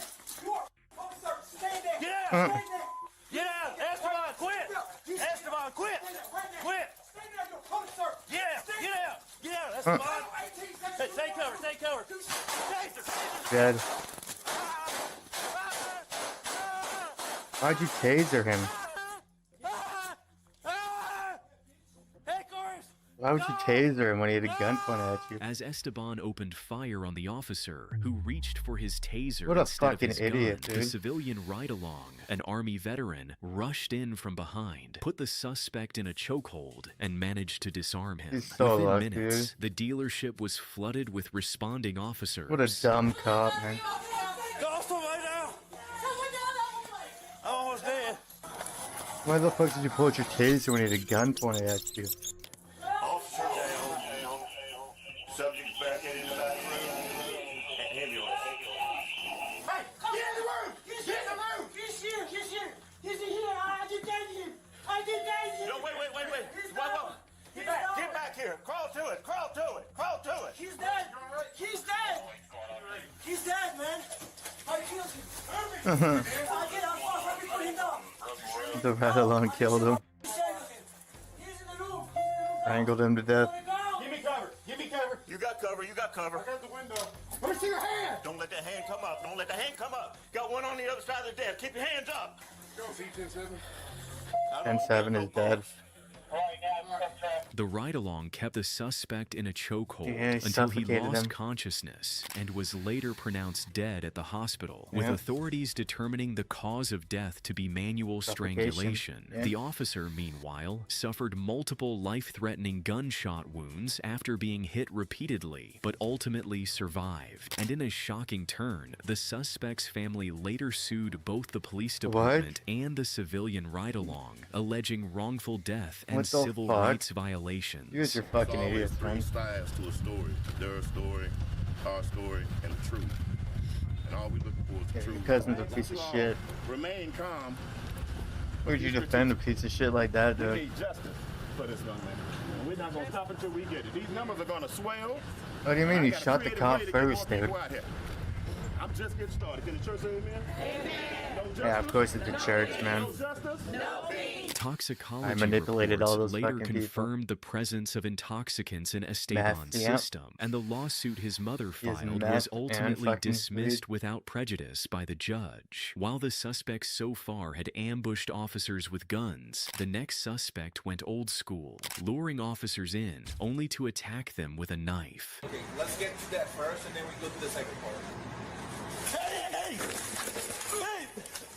On December 12th, 2025, Bellevue police officers responded to a call at a local transit center after 38-year-old Mohammed Bangura reported that a man and woman were arguing at the location. But what these officers didn't know as they arrived was that the call was a setup meant to lure them there, as the caller, Bangura, held a grudge against the department stemming from a previous encounter and was prepared to take it out on the officers that day. What's up, dude? Try to put a false case on me. Okay? Are you the one that called about the DV that happened right now? The TV? No, DV. And are people arguing? Yes. What's your name, Jude? Yes. Okay. So, I didn't Just to me to understand, you call us because you said to dispatch you saw two people arguing.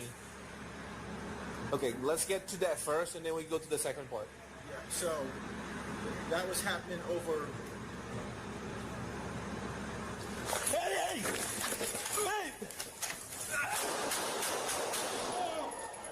You shit, bitch. Shot fire! Don't move! Stop! Get your hands out! Okay, let's get to that first, and then we go to the second part. Yeah, so that was happening over.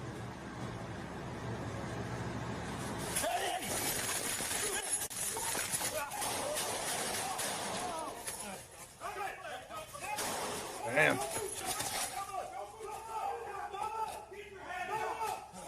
Shots fired. Shots fired. Hmm.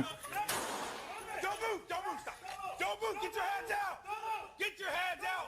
Lay on your stomach. I've got call-outs. Lay on your stomach now. The suspect, who lunged at officers with a kitchen knife hidden on his person, was shot 3 times after Good. seriously injuring one of the officers during the attack. The officer suffered 2 stab wounds to the back, along Wow. with a dislocated shoulder and a broken collarbone. Both the officer and the suspect survived. Bangura was later charged with first and second degree assault Should be with a attempted deadly murder. weapon enhancement. The next suspect was on the FBI's most wanted list, and in a single day, he carried out 3 separate ambushes that left multiple officers injured.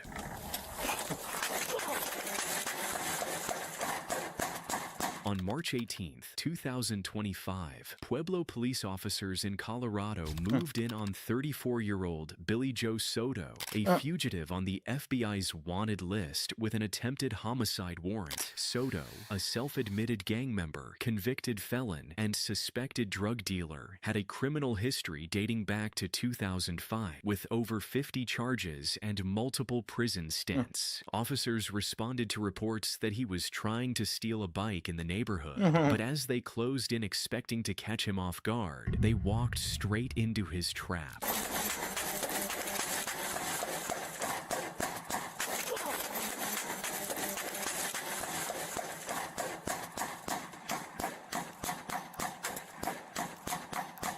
Armed with a rifle, Soto ambushed the officers and shot one of them in the head. In the chaotic moments that followed, an Army veteran nearby rushed in to help, using a combat lifesaver bag to provide critical aid to the wounded office. Yeah. Man, I'm an Army vet. I got a CLS bag. Okay, is he shot? I just need your help. Just help me out, okay? I got you, man. Oh, fuck. Where's he hit, is he? I got an Army vet here with me right now. He's helping me. Soto fled on foot after firing 27 shots at officers. That is a Yet, death remarkably, penalty. only one officer was struck in the head. Within 30 minutes, the neighborhood was flooded with police searching for him, unaware that he was still hiding nearby, watching and preparing for another ambush. Yeah, see if we can get that one on the side, guys. Someone here just watching. Unless we could, no, I was gonna say we could lift it off, but see how this is. See, this whole pole's holding it, and then that side the hinges go up and down. We'd have to kick the whole thing off there.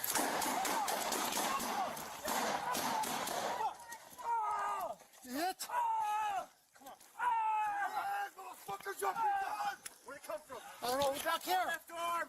My left arm! I can't tell. Oh, you guys can't tell where he is? We got a drone coming or anything? Get him over to that gas station! He struck a second officer, a sergeant, in the arm and leg, then quickly changed positions, already preparing to carry out yet another ambush on the responding officers. 100 to the drone units. You see my flashlight going up in the sky. I hear him. Right here. Step by, step by. Drone in there. Oh shit! I'm being hit.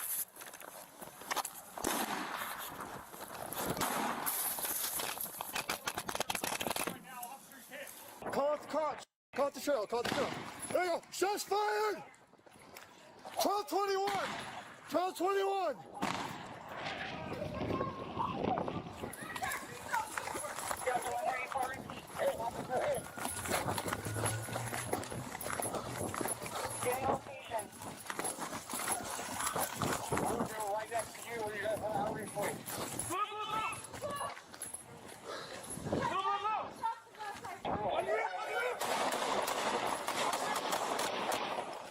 Where's he? He struck a third officer, a captain, in the face and neck before slipping back into hiding. But this time, officers had already pinpointed his location, regrouped in greater numbers, and launched a coordinated assault. Push right to the stop. He's right here.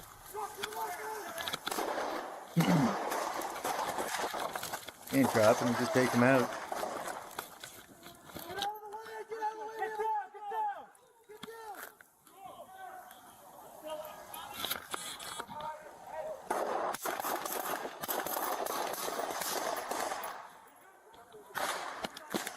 And go down. Who's down there? Top of the roof, top of the roof. I'm where? And go down. See the garage right here? I don't have my I don't have mine either. I got mine. Where's he at? Hold on, wait! Hold on!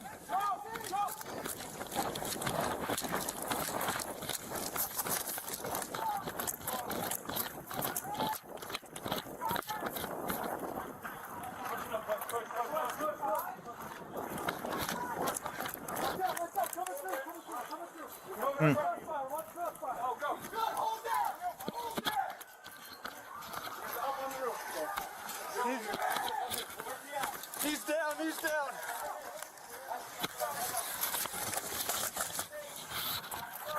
Soto, who had used his knowledge of the neighborhood to torment officers throughout the encounter, firing more than 80 rounds from a rooftop position, was eventually outgunned. Unlike the 3 officers he had wounded, who all survived their injuries, Soto was not as fortunate and died from the gunshot wounds he sustained during the exchange. While previous suspects had ambushed officers in extremely shocking ways, the next suspect took things to the next level, carrying out an attack that led to him kidnapping an officer. Hey, my partner, your ID, right? Hey. On On January 7th, 2024, a Maple Heights officer responded to residents' reports of a man passed out inside a car stopped on the road. As the officer arrived on scene and chose to approach the situation alone, he had no idea he was stepping into a very dangerous situation.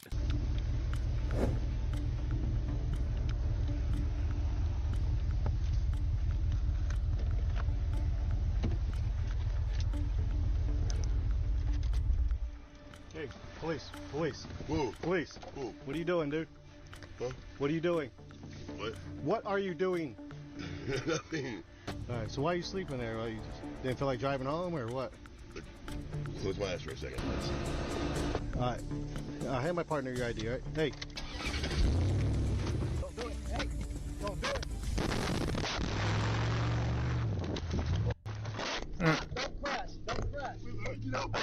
Just stop. Just stop. All right, don't move. Stop. I'll get out. All right, I'll get out. Stop. I'll get out. I swear to God, dude. Just stop the car, man. I'm not stepping out of the moving car, all right?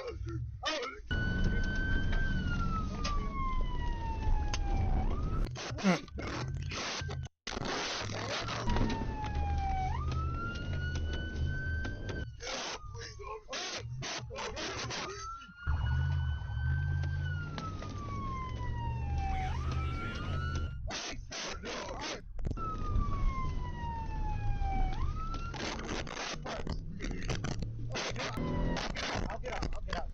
Just stop. Get out of the car. Get out now.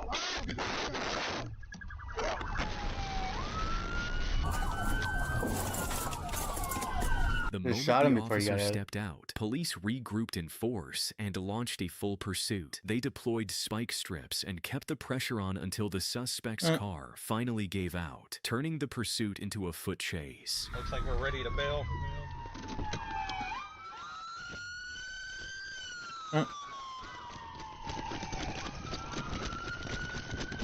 Get on the ground! Get on the ground! Get on the ground right now! Don't fucking move! You're not fucking weak for shit! I'm sorry. Get on your fucking face! On your face! Get on your face! Get on your face! On your face! You're gonna get tased on your face! I got him, go! You roll over! Pull your hand behind your back. No, one person. I can't breathe. I can't breathe. You can hear you breathing, dude. Sorry. No sorries. Woo, let's go, baby! You ain't Trying to kidnap a fucking police officer? Sit up. You gotta walk! You're a grown fucking man! Walk! I'll get this one. Here we go. Walk. The suspect, 33-year-old Neil Miller, was taken to jail and initially charged with kidnapping, fleeing and eluding, and criminal damaging. He later took a plea deal, had the charges reduced to abduction, and was sentenced to 18 months in prison. 18 months for the abduction, ambushes that's had all been carried out by humans, but the next set of officers never saw this one coming, as they were completely outmatched. You get more time for by having a fucking vicious knife pit on you bull. in Canada. Too many people. He's dangerous. On September 18th, 2023, officers in La Crosse, Wisconsin, responded to an animal complaint after a woman reported that her dog, one veterinarians had recommended be euthanized more than a year earlier because of its violent behavior, had escaped from her home. She said she was too afraid to retrieve it herself. Euthanized? Like fucking reset its mind to make it think it's a kid again? Make it think it's a youth again? Euthanized. Yeah, I think it's make it feel like it's a kid again or something. Because the dog had already bitten her the day before and had also attacked people on scene. When police arrived, they quickly learned they were no exception to this dog's violence. That's my other dog in the car, and that's why he's there. I had my friend come here because he busted my wooden fence to come to me. Whose dog's that one? Yours? Both of them. So why can't you take care of your dog? Why? I was in here mixing up Benadryl and dog food to put him down. They're doing euthanasia euthanization. Why would you do that? Because they're killing him tomorrow. He's attacked too many people. He's dangerous. Please. Hey, that's because you're a shitty fucking owner and you can't fucking train him. You gotta take care of a dog that's fucking one-fifth of your fucking size. This is 68 to 79. I kind of caught the tail end. Are you getting that snare? It's currently on top of a car in the middle of the road. As one of the officers moved in to try to capture the pit bull and can't- end you the gotta shoot chaos it, man. once and for He's a all, fucking he shitty quickly fucking found owner out the that didn't hard fucking way raise why the the own dog dog had been fucking marked for properly. euthanasia in the first place.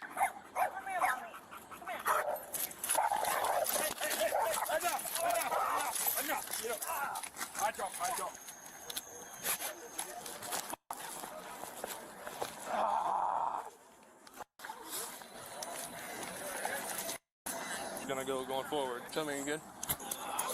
It's deep. Is it? Let me see. You want a tourniquet or you good? No, it's not. Where the hell is this thing? I got hydrogen peroxide for you. Ooh. No, don't put that on. I got alcohol. You okay, Fucking man? shit the dumb dog, dude. Fucking shitty ass fucking owner couldn't fucking raise. The dog train a showed no fucking dog. restraint, and even when a passerby tried to step in and play hero by helping bring it under control, he wasn't spared either. Well, I mean, yeah. Well, I didn't know what I don't think she made anything better. You good? Bleed? No. Nothing bleeding. Alright, that's all. Gentleman behind us. Why would you just tase him? You got a lot of recommendations for not doing too much. Well, you wait for another officer to get that? This is why I called you guys and nobody did nothing. This is your dog, right? Yeah, this is your dog and you're a shitty ass Why are you fucking blaming owner us for your training. dog? Don't You can't take care of a This is fucking dog. ridiculous. Stop. Stay there. Stop.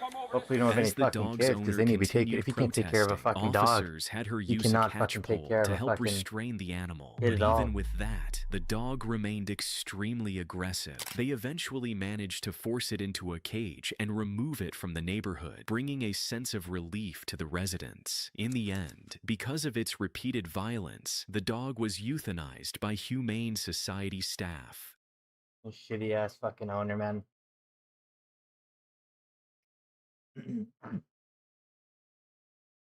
A police catch at Florida's longest active serial killer. There's someone in the back. Come out. Let me see your hands. Let me see your hands. Police are in the middle of hunting down a wanted serial killer, living inside the very van where he killed his latest victim. Go back over there. What's that? What's that smell? 24 hours before this confrontation, officers discover a brutalized body of a woman with seemingly no evidence left behind that could connect anyone to the case.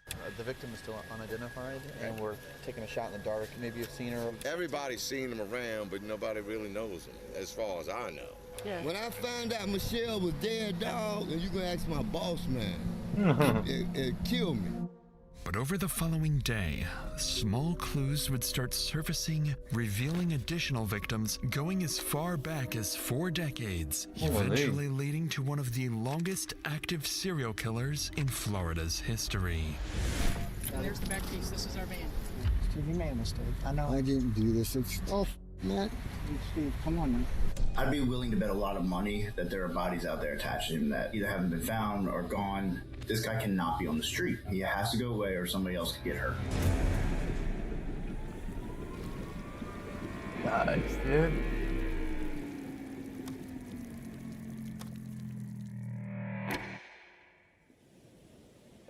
It's around 2 p.m. in Marathon, Florida. Near Vaca Cut Bridge, families enjoy a quiet afternoon until just off the side of the road, a fisherman notices a strong, overwhelming odor. As he steps closer, he sees something so gruesome, he immediately calls 911. Within moments, Florida officers arrive, and it wouldn't be long before the entire lake area would need to be evacuated.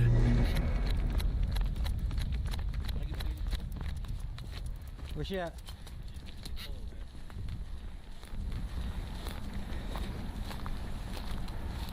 $5112, rigor set in.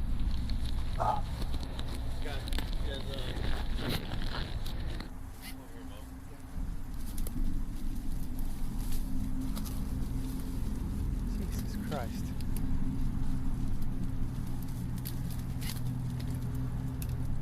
On the ground lies an unidentified woman, unclothed and already beginning to stiffen. From what officers can tell, she's been here for several hours.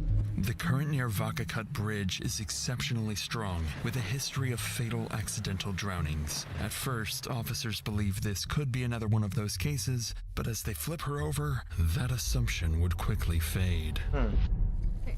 We'll move her a little bit, and then Evie, if you want to take your pictures as we're rolling so that if there's anything that falls or moves, because what I'm looking at is this stick right here. Okay. Need a hand? It looks like she was dragged by this hand. Oh, look at that. Yep, did you see that? Look at her other neck. Right around the neck. Mm-hmm. Ooh, it looks, look at the side of her head. Yep. What do you see? You got blood, you got scrapes all over the back.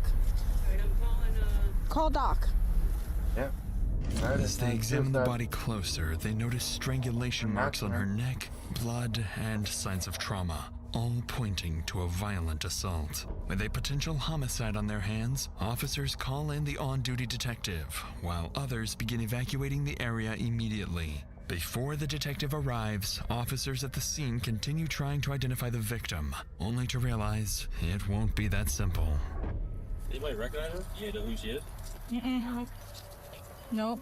Doesn't appear to be a homeless because she's well kept. She's groomed.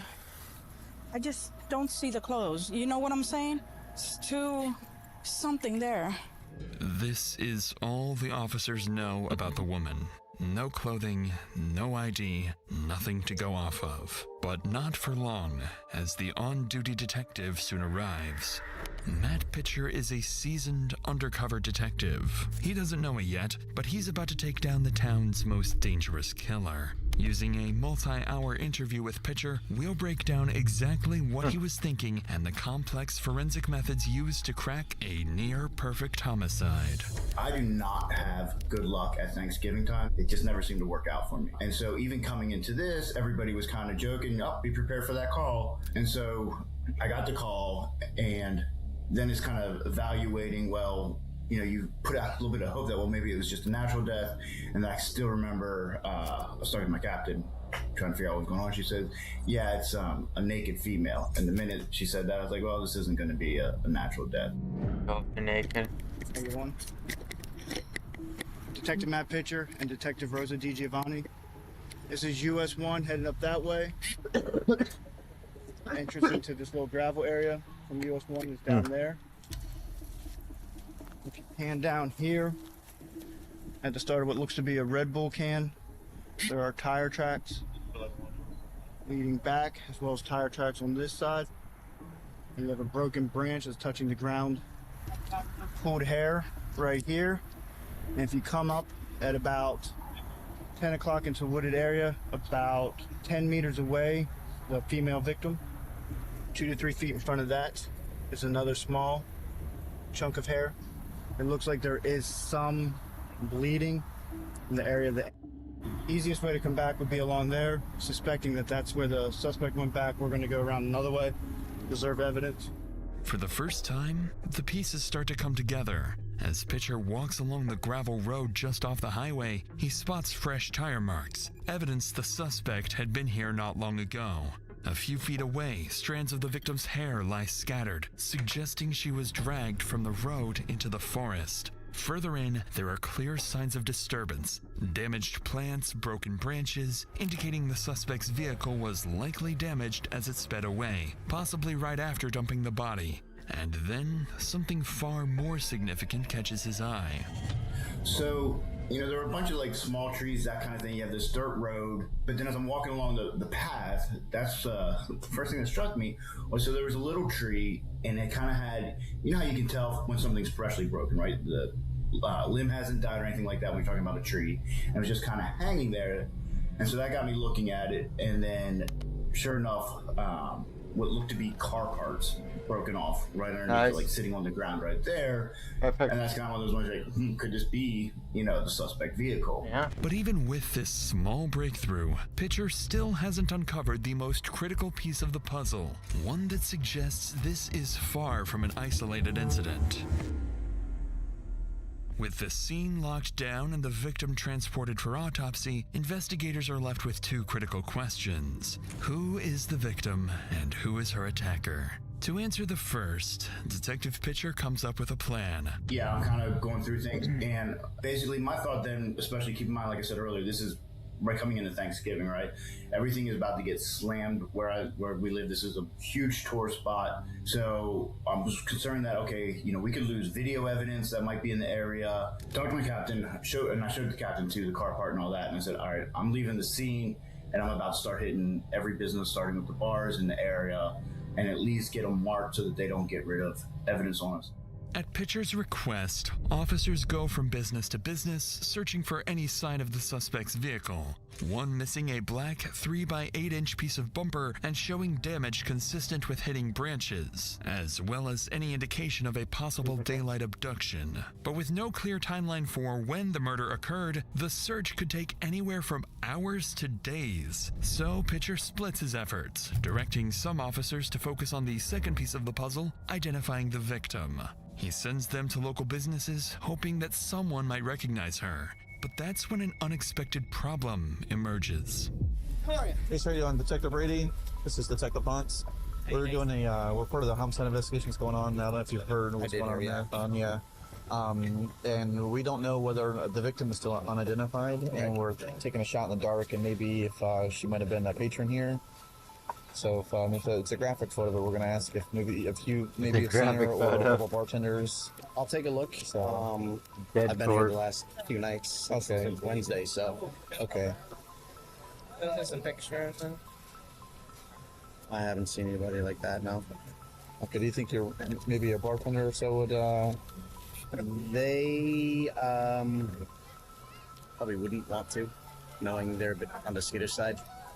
With the victim still unidentified and no sign of the suspect's vehicle, officers are at a loss. With every passing hour, the killer edges closer to vanishing for good, along with any chance of solving the case. But just as leads begin to run dry, one bartender would step forward, giving them their first major lead. How you doing, Chris? Hey, how are you? We're gonna... I just got your phone number, Eric. 917. And are you willing to look at the photo of the victim and see if you might know her, or it's pretty... It's up to you. Yeah, okay. All right. There's this lady here. You might be able to recognize her. Yes. Okay, do you know her name? Oh. Or perhaps does she drive a car? Does she live anything where we could try and track down? We don't know who she is, so it's very important. We're trying to find out who she is. I can't think of it. Okay. But for sure. Yes, I know exactly who she is. Okay. Definitely. That's why they need Although to the bartender doesn't remember the woman's name, she recalls seeing her multiple times, suggesting she's likely local. In the database. And then another bartender approaches. She recognizes the victim too, but still can't provide a name. However, she remembers something else. She had seen the woman working at the Sunset Grill restaurant just a few miles away. Okay. With this new information, officers quickly wrap up and rush to the restaurant, realizing they may be moments away from answering one of the case's biggest questions. Suspect or victim. Don't give up. How are you? Hi, I'm Stephanie. Detective Rosa DiGiovanni. The reason that I'm asking is, has she ever worked for you? Oh, she looks familiar. Yes, yes. She did? Yes, and I tried to help her. I know I What do felt you mean so you bad. tried to help her? Well, when she first moved here, she worked for us, and you know when that was, more or less? I have all the dates at That my would be house. great. And I feel so bad about what happened to her because I really... Finally, Officers have a name, 51-year-old Michelle, but when detectives check for a missing persons report, they find nothing, leading them to assume the victim has no close family. That is, until her employer reveals something that makes her death even more tragic. She told me, you know, she was from, is it Wisconsin or Wisconsin? I have all her info where she was from, I think. And she had a family. I knew she had children. And, you know, ex-husband, she didn't have custody of her children. But she told me she used to be like a therapist, too. And she goes, I know better. I shouldn't be taking these pills and stuff. And I said, well, you know, you need to get straightened up because I'm going to have to let you go. But she did talk always, I don't know her children. I never met her, but she always talked about them. I don't know how old they were. She always talked about going back. I know our children must be devastated. If you talk to her kids or anything, just tell them that, you know, she was a wonder. She had a good heart. She did. That's basically what we're trying to get for her kids, you know. She did. And I always thought that too. I thought, God, I wish her kids knew that I really liked Michelle. Thanks to her employer, officers are able to get into contact with several of Michelle's family members in Janesville, Wisconsin. All of them describe her the same way, kind, with a good heart. But after moving to Florida, she lost contact with them. This information... Why's she a fucking pick here? She doesn't need a pick, dude. Why the fuck did I pick there? But after moving to Florida, she lost contact with them. This information is immediately relayed to Detective Pitcher, who now has one question left to answer. Who is her killer? And that answer may be closer than they think. That time the captain says, all right, I'm going to send a picture of this car part to a buddy of mine who's in narcotics. He is extremely good with cars. She literally sends him this little bit of what turned out to be a bit of a fender. He comes back. First thing he sends a text. All right, it's going to be from a van, full-size van like this. Within 15 minutes of that, he sends a picture and says it's going to be this type of van. That picture he sent actually ended up to even be the exact same color, everything as the van, as a suspect van, like to the T. But in my mind, I'm thinking, you know, number one, 50% chance it's actually going to be the suspect vehicle. Being able to match that to vehicle, yeah, probably not going to happen. Naturally, Detective Pitcher is skeptical, but he still relays this information to officers combing through CCTV footage. And to his complete surprise, after 6 hours of finding nothing of value, they're about to stumble upon something big. I don't know how to download it from the system, but he's fixing to go past here in just a minute. Need anything else from us? No, bro. I'm just going to find this vehicle and then try to clip this. I found him. He's right here. Right there. At last, police spot what they believe to be the suspect's vehicle. A black and silver Dodge conversion van, visibly damaged with pieces missing. And once they run its license plate, detectives can begin reconstructing the killer's movements piece by piece. He's gonna go by, I'm sure. There he goes, right there. Yeah, 1207. Will it let you? Yeah. That's the van, right? I'm gonna grab another beer, take a piss.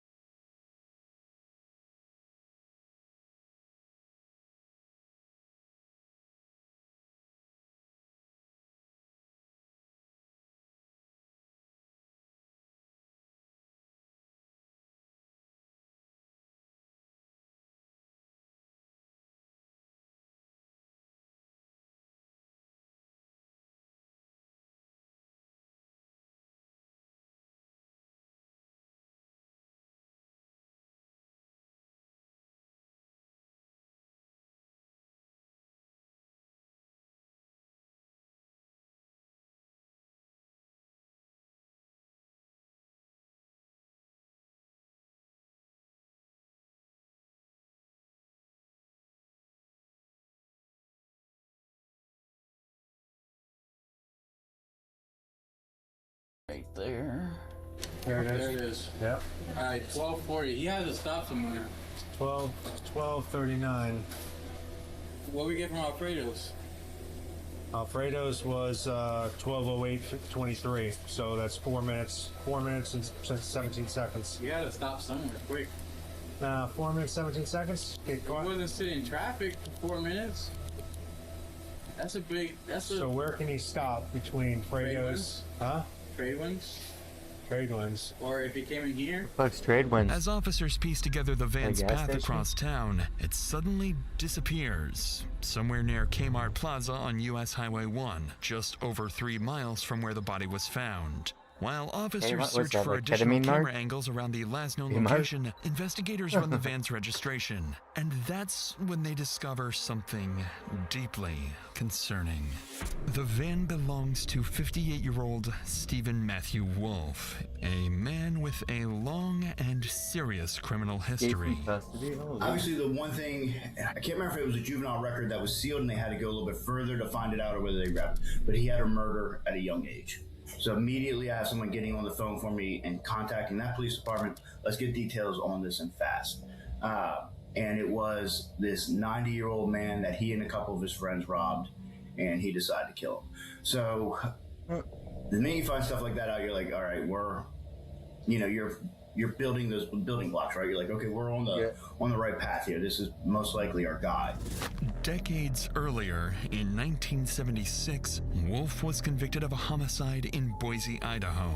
At 15 years old, he and 3 others murdered a 78-year-old man named Enrico Flori, a robbery-motivated killing that landed him 15 years in prison. The case gained nationwide attention when, in 1977, Stephen escaped from the Ada County Jail, sawing through a bar on the 4th floor and climbing down using bed sheets and conduit. He remained on the run for 6 days before being recaptured. As Pitcher digs deeper, they uncover even more disturbing details. A prior diagnosis of psychopathy, a history of animal cruelty, and long-term drug use, raising the question of whether he should ever have been released. With these findings, Pitcher realizes he's looking for someone with a history of extreme violence, a proven capacity to evade justice, and potentially a serial killer. By midnight, the van still hasn't reappeared on CCTV, suggesting it's still somewhere near the cluster of fast food restaurants. Unwilling to waste any more time, Pitcher, alongside a dozen deputies from the Monroe County Sheriff's Office, heads out to search the area. And as they begin to look for their suspect, something inexplicable happens. When the captain and lieutenant were going out to scout in this parking lot, you're doing a lot of this just hoping and, looking for that needle in a haystack, but most likely, the person's going to bounce pretty quickly and get out of town. So while you're hoping, it's not great. And she's driving, keep in mind, on the opposite side of the road. So, she had to see it from a long ways away. And according to my captain lieutenant said a prayer. And the minute she's stopped the prayer, looked off to her left where there is a Kmart and a McDonald's, and sitting just right by the McDonald's was the van.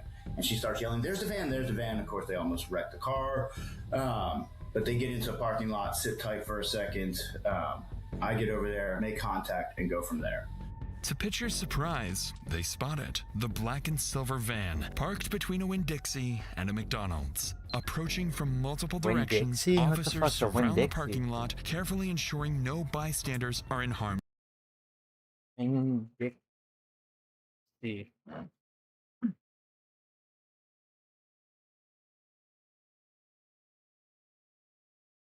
Oh, grocery. It's a grocery store. It's a supermarket. Okay.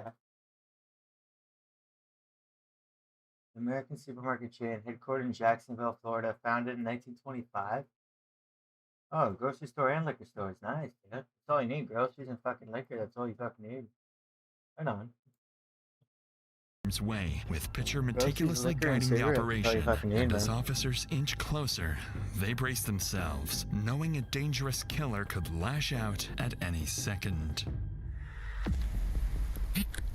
Do we want me to give him verbal commands? Yeah, his window's down here. Okay, Caleb, go. You gonna get this side over? I got it. Monroe County Sheriff's Office. Step it in the back.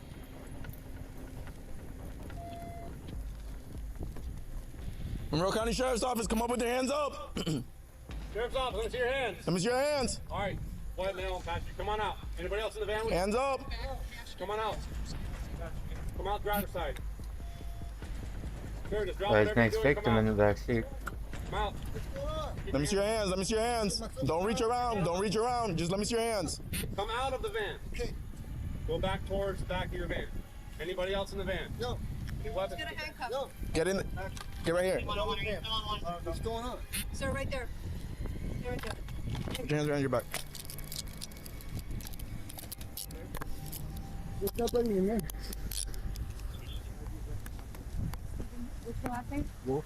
Wolf? Yeah. Stephen Wolf. Yeah. What's I your got my birthday? teeth, 9/24/60. 9/24/60? Yeah, Is 1960. this vehicle registered to you? Yes. To the officer's surprise, Stephen doesn't resist. Instead, he's calm. Almost Idiot. unusually so for someone being arrested without explanation. After placing him in a patrol car, officers begin inspecting his van when something immediately stands out. Oh, come here. Wait, watch this. Look at this. Right here. What do you see? What do you see? Isn't that the piece? There's some grasses. And he's got a gun in the back. Yeah. This is our murder suspect. Oh, yeah. Okay. What's that?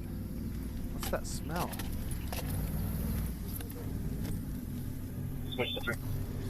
This is him. Watch It's out. him. Hey, do me a favor. Yep. Long's clear. When they were going through the van, I believe there was blood in there that they have yet to identify, for one thing. There was, unfortunately, underwear in the Ew. van that appeared to be used. There was other women's underwear in there. So I 100% think that there are bodies out there attached to him that either haven't been found or gone. Yeah. There's all these, little details that too many to overlook. After securing the scene just after midnight, Stephen is transported to the Monroe County Sheriff's Office for questioning. But despite Pitcher's plan unfolding nearly perfectly, he still has a long way to go. On the way to the station, Pitcher realizes that from a jury's perspective, there's still reasonable doubt, and nothing truly conclusive beyond a single piece of bumper. And with the right lawyer, he could claim he was simply at the wrong place at the wrong time, and the charges could easily be dismissed entirely. Even so, Yeah, Detective blood in Pitcher his remains car. confident he can make Stephen break. Less than 12 hours after the murder is believed to have taken place, the two arrive at the station, and Stephen is placed inside the interrogation room. Both Pitcher and Stephen have been in these situations before, and each of them believes they have the perfect plan to outsmart the other. But before we get to that, after I think I can interview pretty much better than anybody, and I think I have a track record to prove it. I believe your interview, the most crucial part of the interview are the first minute to 3 minutes. I never ever walk into an interview room and start talking about that night, anything even remotely close to the crime at hand. I usually try to find out what they're into. All right, Steven. I'm recording. Right now, you're just being detained, alright? I'm just gonna talk. But before I can talk to you, obviously, you know I gotta do this. If it's alright, I'll let you have this for a minute. Alright, well, here's the deal. We have some questions about yesterday. Maybe you can walk me through it and help me out a little bit. Tell me about your day yesterday. Just walk me through the day if you would. Alright, I'm curious when we were talking at the police car for a second, I asked you to come here. You said something about vodka cup. Yeah, I went in there today. I used to sleep, I was looking for a place to sleep. I used to go down there and sleep in that little circle in the back, but I couldn't get in there. Not very good. What time the damage to my car was, that's when I did that. That's when you did that? Yeah. What time was that? I almost got stuck. Yeah, that's never good. What time was that? 3:30ish, I guess. I don't know, this afternoon. Okay. It was all sandy, washed out, trees are overgrown. I said, I can get back there. I started back down the road. I said, shoo, trees, I like my van. I scratched it all up. I didn't even know I'd heard it till I got to the library here and walked out. I said, God dang it, I broke the shroud. It was already cracked anyway. But yeah. So would you try to back out and that's how you hit it? yeah, there wasn't no turning around. You can't, that thing turns like a boat. I couldn't turn around. I just got stuck. As Stephen calmly explains, he damaged the vehicle while turning around, searching for a place to sleep. You got But a what catches vehicle, you Pitcher sleep off inside guard is there. this. If Stephen is responsible, he's just placed Why are you sleeping himself outside at if you the got a scene of the fucking car crime or a for big reasons van? Pitcher can't yet explain. So, Pitcher searches for something more concrete, something incriminating. But what he finds would come as a complete surprise. Can I just get you to put your fingers out like this? Thank you so much.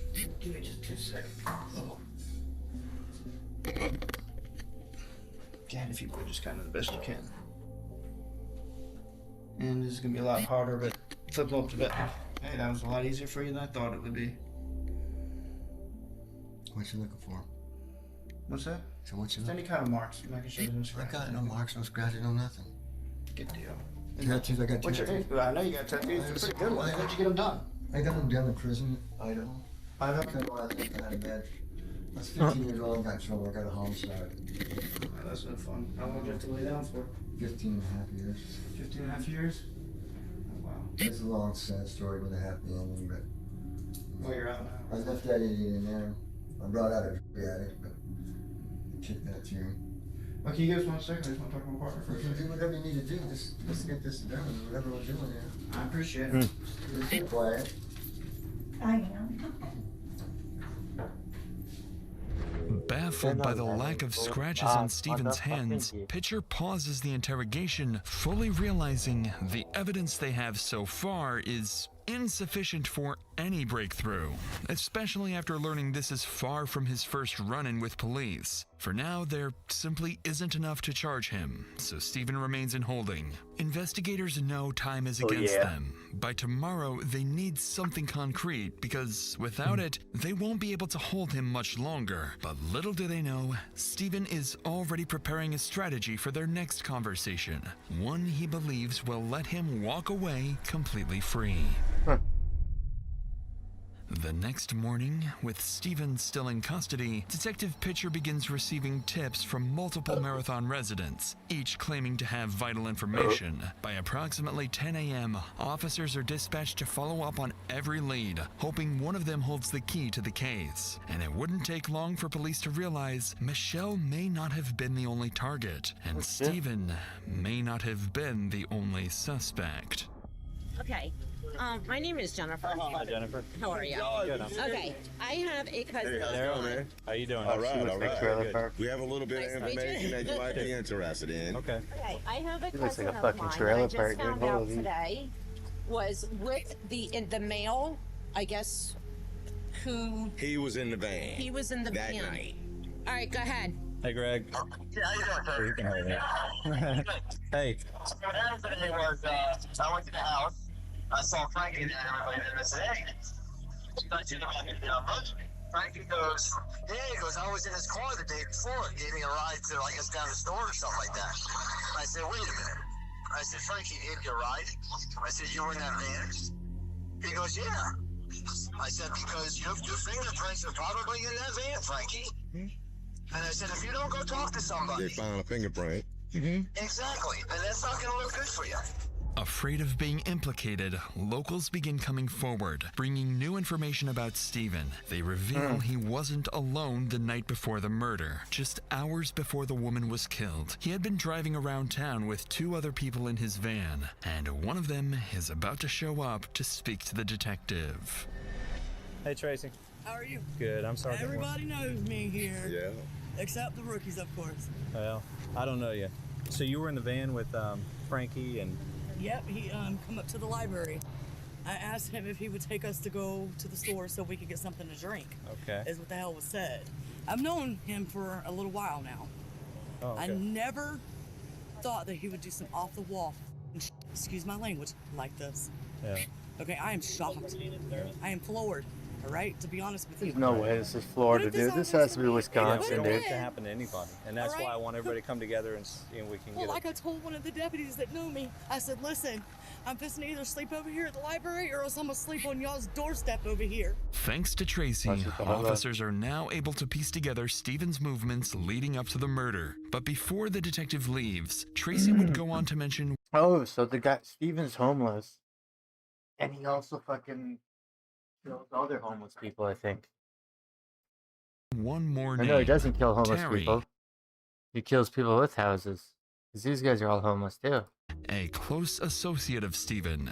Officers immediately recognized the name. After confiscating Stephen's phone, they discovered a 5-minute call with someone named Terry just hours before the murder is believed to have taken place. Looking further into his background, they also realized they've spoken to Terry before in connection to a sexual assault case, making him a potential suspect alongside Stephen. Within the hour, they arrive at Terry's house, but from the moment they approach him, something feels off. You got the sexual And assault unlike is the at a others, church. they would have a much more difficult course, time man. getting Terry to talk. Hi, how are you? No, I just need to talk to you about Michelle. Please. Please. We know you didn't do it, man. No, you didn't do it, honey. We heard you're friends with her, that's all. And we just want to talk to her friends. I put down a cross for her. Did you? I know. That's all. We just want to talk to her friends, man. That's it. No, listen, Terry. We just want to see. When was the last time we saw her, Terry? Man, come on. No, Terry, I ain't got listen. nothing You're to not. say. No. Yeah, you're not- because I done been through this with you before when they tried to get me. Terry, let me talk. You don't have to talk to you. I'm not saying and that. Michelle close to me. I don't want to talk. Terry, just listen for a second. Terry, just listen for a second, man. Listen for a second. I'm not listening. Listen, all we know is that last time Michelle was saw was on the 17th. We're trying to track down her timeline, man. If you cared about her, wouldn't you want to help us? Nah, you get framed, dude. All that. I'm not Can't help them, man. You get framed for that. did it. I don't even want to talk about Michelle, bro. Yeah. Okay, I'm not trying to be mean, but I know how y'all do. Just like with the man. When I didn't do it. So no, I ain't shit to say, man. You go on. When detectives question Terry about Michelle, it's clear he doesn't trust them and has no intention of cooperating. But then they changed their approach, mentioning something designed to make him think twice. So did you know Steven? I don't know nobody. Really? Why'd he call you then? I don't know. Really? Because you talked to him for like 5 minutes on the day he murdered her. Hey, what? You talked to him on the day he murdered Michelle for like 5 minutes. I don't give a what you say. Okay? Okay? Like, I talked to him and all this. I don't care what you say, miss. I don't really care what you say either. The phone records why you prove it. talking to me? I don't care then. So what did you talk to him about? No, I don't know what you're talking about. I don't even remember talking to him. You don't remember All I talking know, to him? listen, Okay. miss. The dude didn't like Michelle. He always threatened her. Me and him got into it over her. Okay? Michelle was a close friend. If you go down there underneath the Backcut Bridge where she supposed to got killed or whatever, I put a cross down there for her. I appreciate it. Honestly, you seem like the first one that we've talked to that's really cared about her. Okay? Okay. I didn't like Wolf. Okay? Why not? As I talk, what you mean, why not? I mean, He always threatened her, man. He was always threatening her? Every time I seen them, they was fighting, fussing. Were they in a relationship? I don't. Listen, miss. Michelle stayed in his van. She used to sleep with this guy in his van. I used to get mad when she used to be with him. I'm not on no streets. I changed my life after that shit with the and I talked to Wolf 5 minutes before she got killed. All that shit, that's bullshit. Okay? But for anything, if I can get my hands on him, I hurt him. Finally, once they get Terry to talk, detectives uncover a direct connection between Stephen and the victim. Michelle had allegedly been staying in Stephen's van, and Terry makes it clear he didn't approve of the two being together. Now detectives realize the man in front of them may be the key to incriminating Stephen once and for all. That's all I'm saying. If you want to know the truth, Terry, you just helped us a lot in being able to make that happen. What I'm still saying, B, the guy, she used to sleep around with this guy. Okay. Okay? This guy used needles. She told me that he tried to get her to shoot dope one time. Yeah, she probably used it too. Him and Michelle done had altercations. Okay? Yeah. When I found out Michelle was dead, dog, and you gonna ask my boss man, it killed me. You know what I'm saying? I am sorry for your loss. Okay, it's not my loss. It's just that she was a your loss. friend. She was a friend. And she stayed on the street, man. And I done been on the streets. But for his wolf, if I had a way to put my hands on him, I would. All right. Okay? Listen, And if you could look up the phone records of any law where I was talking to him, you can't see but me cussing him out. Hey, Terry. You. Thank you, Terry. Seriously. Seriously, thank you. Seriously. And I did that girl, man. Thank you. As Terry breaks down, detectives begin to believe he's telling the truth and that he is indeed one of Michelle's few genuine friends. After wrapping up the interview, they return to the station and relay their findings to Detective Pitcher, who, for the past 12 hours, has been sleeplessly studying Stephen's profile when he uncovers something interesting about Stephen's experiences in jail. Talking about his time in prison, things came out that, number one, he has a hatred for women. Somehow I think it stems from his mom, but I still can't quite place it. He went into great detail with me about when his mom was sick, how she couldn't do anything, and like very disturbing that a normal human being, normal person in a conversation isn't going into detail about these kind of things. That's a red flag. Obviously there's a lot of in prison. He goes, I figured out a way around it though. I'd offer to everybody, and that way they wouldn't want to, all of that is putting together a pretty good picture of who this is, and we have the right guy. At that point, you're kind of like, all right, It's a gay man who hates women. And then talking about women in general would snap him a little bit, and that would cause me to have to bring him back down. But even with this unusual finding, Pitcher is only beginning to understand the twisted mind he's dealing with. What he does know for certain is that this isn't Stephen's first time, and that by now he likely has a plan he believes will let him walk free. And if Pitcher wants to get anything from him, he needs to build a bond, gain Stephen's trust, enough to make him confess. So that afternoon, Pitcher decides to change his approach. He asks Steve to step outside, offering him a cigarette, a small gesture, but one that would have monumental effects on the investigation, because when the two step outside, Stephen begins to break. We're gonna step outside and have a cigarette. I'm being charged with homicide, man. I know you are, and I know that seems scary as hell. I've been through it before as a child, but I remember it well. Things are different in some instances between what happened when you're 15 and what happened now. Somebody died at my hands. The difference is that somebody died, but it wasn't at my hands. Oh, man. Steve, you made a mistake. I know. I didn't do this. Steve, I know you... Oh, God, here, okay, listen. You made a mistake. I didn't kill her. Her boyfriend killed her. What happened? They fought. You were her boyfriend. You live in the car with They were her. having though in the back on my bed. Okay. And they fought. And I just kept driving. Said, "Come on, guys, calm down, quiet down." I don't know their names. How did you have them back? I picked them up. Where'd you pick them up? Walmart. They wanted to come to the Keys. All right. Oh, man. Steve, come on, man. I don't know what to do here. We gotta keep going. We gotta keep going. We're gonna get this. I did not do this, but I'm guilty of covering it up. I helped him get rid of her. All right, but we can work through this, okay? This isn't the end of the world, He Steve. walked away and he was gone, and I thought, Jesus, what am I going to do?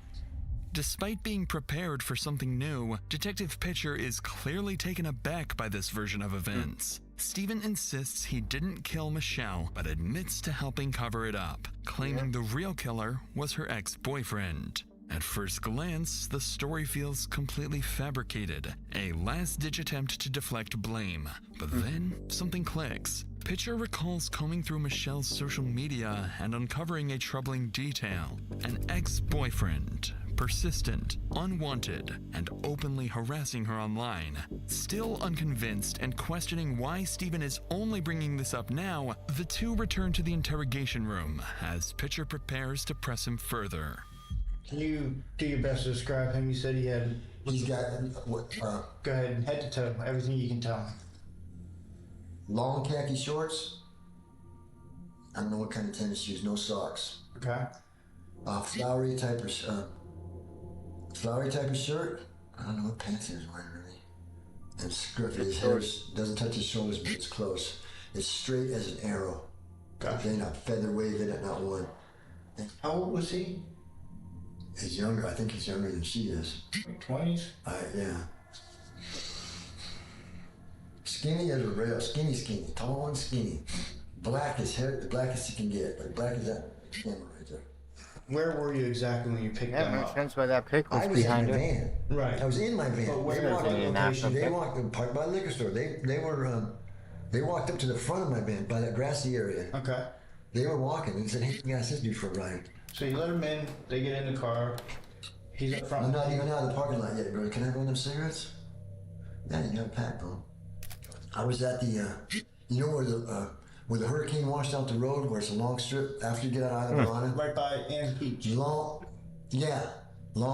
key up in there. Okay. Somewhere in there. But the long stretch that got washed out the road, and at nighttime the lights are all red. Yep. You know what I'm talking about? Yeah. That's where he came back up in my front seat and said, "Bro, she's dead." Oh, He didn't say I killed her, he just said she's dead. okay. What? Bro, she's dead. My brain was thinking, if she's really dead, I'm really call the police. Yep. But he's right there next to me. Call the police. And I didn't pick up the phone. And I pulled down in there. I can't go very And far. you said it was your idea for vodka cut? I was thinking, I gotta get rid of this. I gotta get rid of both of them, but I gotta get her out of here now. And he jumped out. He pulled the door open. He pulled her out. I seen it. I heard her. Actually, I Was she dead? Oh, she hit the ground, I think. Yeah, I remember thinking, oh, Jesus, that's not good. And I'm in trouble. Fuck's my I'm in phone, trouble, dude. man. I could have called the police. I could have backed over. I couldn't get out, man. Actually, I couldn't have backed over if I'd have tried. It took me I'd have run his ass over and called you right then. I should have called you as soon as he got out of the van. Give me 1 second, okay? Despite Stephen's emotional retelling, his description of the killer doesn't match the ex-boyfriend. The man detectives had identified was older with short gray hair and a heavy build, but Stephen describes someone completely different, younger, slim with pin-straight black hair. And that's not all. Something how many major black has guys just have taken fucking place outside the pin-straight black interrogation hair? room. The That's full such a fake forensic fucking examination idea. of the van is complete, and the findings are even more disturbing than expected. Now we have the search warrant to the van. They start going in it, and immediately there are a lot of toys, a lot of homemade toys. We knew sheets were missing, that kind of thing. Like, we were missing a lot of evidence. There was also, we had to start cutting out floor.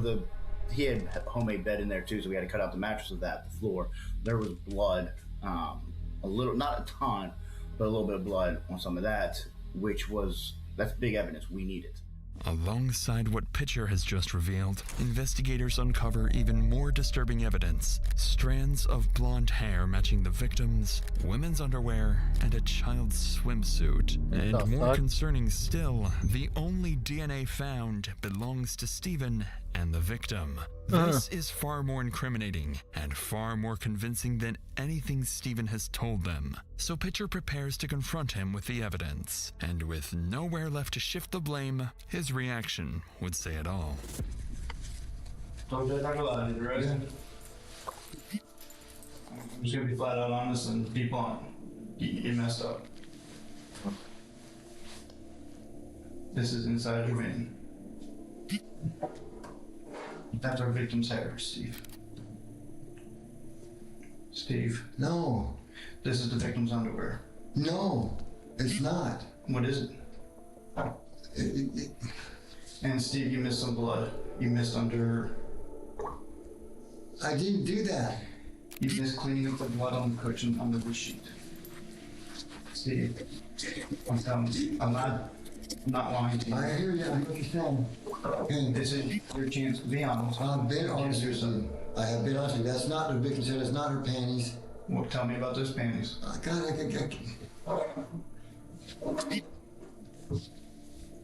Oh, Jesus, you're going to tell who they lie. If I tell you who they are, you're going to tell them, and then they're going to know that I have. Oh, Steve, right now you're looking at murder. You get okay, they're Susan. They're become Susan's door. Susan who? Susan, that's Jerry's wife.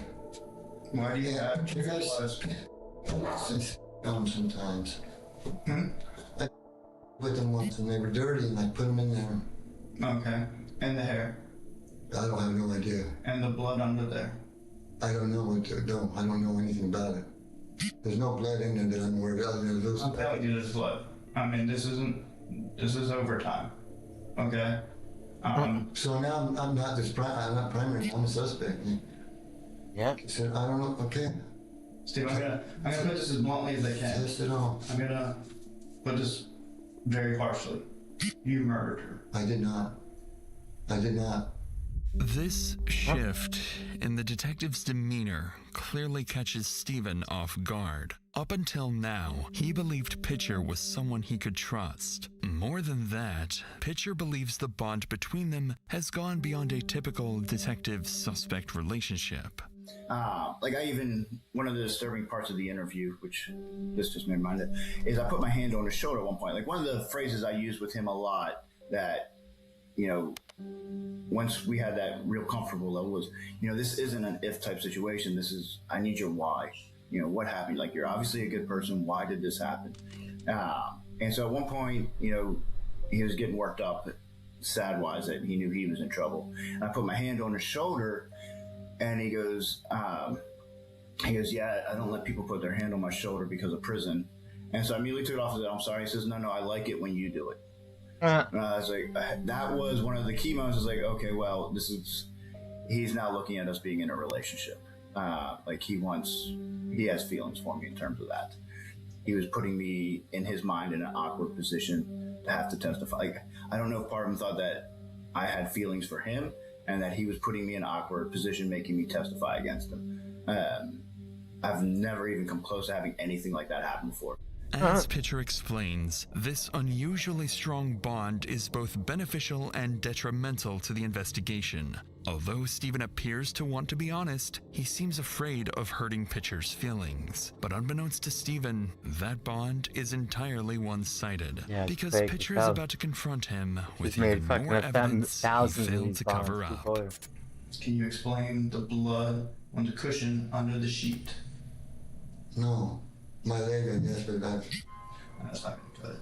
I know, so I'm going to go to jail for homicide?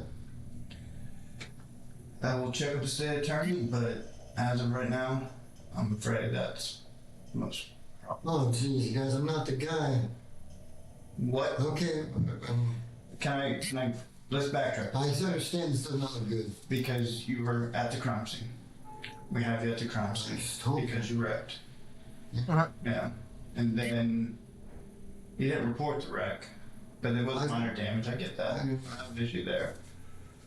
Then we have you come into the library using a dumpster where there's blood in the dumpster. And you told me you put trash there. Yeah. And then we search your van, which you say nobody has been in that van besides Tracy and Charlie. I think and that was a couple days ago. Yeah. And the hair doesn't match that person. I don't know what you guys are talking about. Apparently, all this secrets of advancements because I came back down here. So I swear. And the worst part about it is that you're convinced that it's me. What is that? More panties. In my van? Let me see that again. Her bikini bottoms. Those are Susan's too. I wouldn't worry at all about Susan, Steve. No, that's where I am, but my guess is you'll probably never see her again. To Stephen's surprise, on the night he was found, officers recovered a bloody shirt that had been disposed of nearby. And despite it all, Stephen would continue to deny that he had killed Michelle. At this point, it doesn't matter. They don't need a confession, because the final and most disturbing piece of the puzzle has just come to light. When they were going through the van, there were some of the toys were probably 8 inches to 12 inches in diameter. So it was, again, very, very horrific. And I think they ended up finding her DNA on a couple of those, and that's probably what helped to cause her to bleed out. The strangulation was probably most likely not what killed her, but that he would strangle her, let her in and out of contact, like just torture is the best way to describe it. Torture, yeah. Awful. Based on the crime scene and the horrific autopsy findings, in 2023, Stephen Matthew Wolf was convicted of first-degree murder, 2 counts of battery, and tampering with evidence. And in the end, he was given the only fitting sentence for his crimes. That's kind of, I think, what did him in. Like, that's that whole situation where he knows, like, even in the interview, he brings up the death penalty and that I'm going to get the death penalty for this.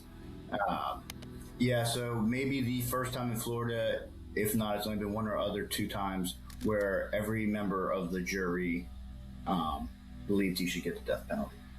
Even though, yes, obviously he's a very horrible person, it's also always weird when you know that it was your testimony and your doing that is going to end this man's life. So it's a mixed bag in that sense. Like, even the things like the touch on the shoulder, like, as dumb as it sounds, that to him, that's, oh, this guy cares about me, you know? Yeah. He really does like me, as crazy as that is. You mentioned that there could be more victims tied to this guy. Do you personally think that he could be like a serial killer with more unsolved murders connected to him? So I 100% think... Oh, Dr. Insanity actually had an interview with him. Right. I'd be willing to bet a lot of money that there are bodies out there attached to him that either haven't been found or gone. He was a homeless guy who lived in this van, and you have long periods where you can't even say where he's at. He was skeptical on telling us other locations, kind of thing. Everything just pointed. I mean, we even had when they were going through the van. I believe there was blood in there that they have yet to identify, for one thing. That didn't come back to either one of them. There was, unfortunately, underwear in the van that appeared to be used. There was other women's underwear in there. Now, granted, he had stolen underwear that we found out from somebody else, but there's all these, little details that too many to overlook. Yeah. As Pitcher finishes recounting one of the most disturbing cases of his career, 6 years after Michelle's murder, he is now retired. Nice. But the weight of what he uncovered leaves behind questions that were never fully answered. In terms of this type of crime and the brutality, this one head above all the rest. And I've definitely had some interesting ones in my career. I'm in the process of writing a book. Actually, really nice. I did undercover work that I can say legitimately nobody else has done. First year, I spent 2 years with the mob and then was asked to infiltrate a domestic terrorist group. Had everything from being interrogated for 8 hours to shooting with a psychopath who I was positive was going to kill me one day and who also happened to be my best friend and hated police more than anybody. But I did prevent the bombing. Credited with saving over 100,000 lives. Out of all the complex investigations Detective Pitcher worked on, Stephen's case continues to linger. And as of late, April 2026, Stephen remains on Florida's death row, refusing to tell Pitcher whether there are any other victims. And with an execution warrant potentially right around the corner, that answer may die with him. He's a fucking idiot, dude. Fuck Stephen. Teen killer tried to outsmart the police. 911. Oh my God! I'm inside, help me! Where do you need help? 27th and 2nd. What happened? There's no name. Where is the person with the gun? I don't know, you took off with a blue Chrysler 300. No! Where's McGeezy? My homie's laying on the ground on 27th and 3rd right now. We're rushing to the hospital. I'm gushing blood. No, you don't rush to the hospital. Wait for help to arrive. We're already in the car. Who had the gun? No, it's a Nusi band. What is your name? My name's Caleb Randall. Hey, we got some shots. Was there only one person with a gun? There's two. What's Brandon's last name? Brandon Overstreet. Overstreet. I need the ambulance and a police officer. Somebody has been shot in the head. What is his name? Paris. Go inside, honey. Like, you know me. He's an unresponsive. Paris. Come on, buddy. No. Huh? All right. He's not breathing. Do you know how to do CPR? Ma'am? People that did this gone? Yes, they took off that way. Okay, keep doing CPR. You're doing good. Come on, Paris. Wake up, buddy. What's his name? Paris Allen. It's going to be Paris Allen is the victim. He's currently unconscious doing CPR. Come on, Paris. Wake up, buddy. Ma'am, is there a squad with you? There is. Okay, I'll let you go then. Thank you. All right, I'll have you move over to the side. I'm going to start CPR. Unless you're CPR trained. I am. You are? You feel comfortable Yes. Continuing? All right, continue if you want to. Do a little deeper compressions, please.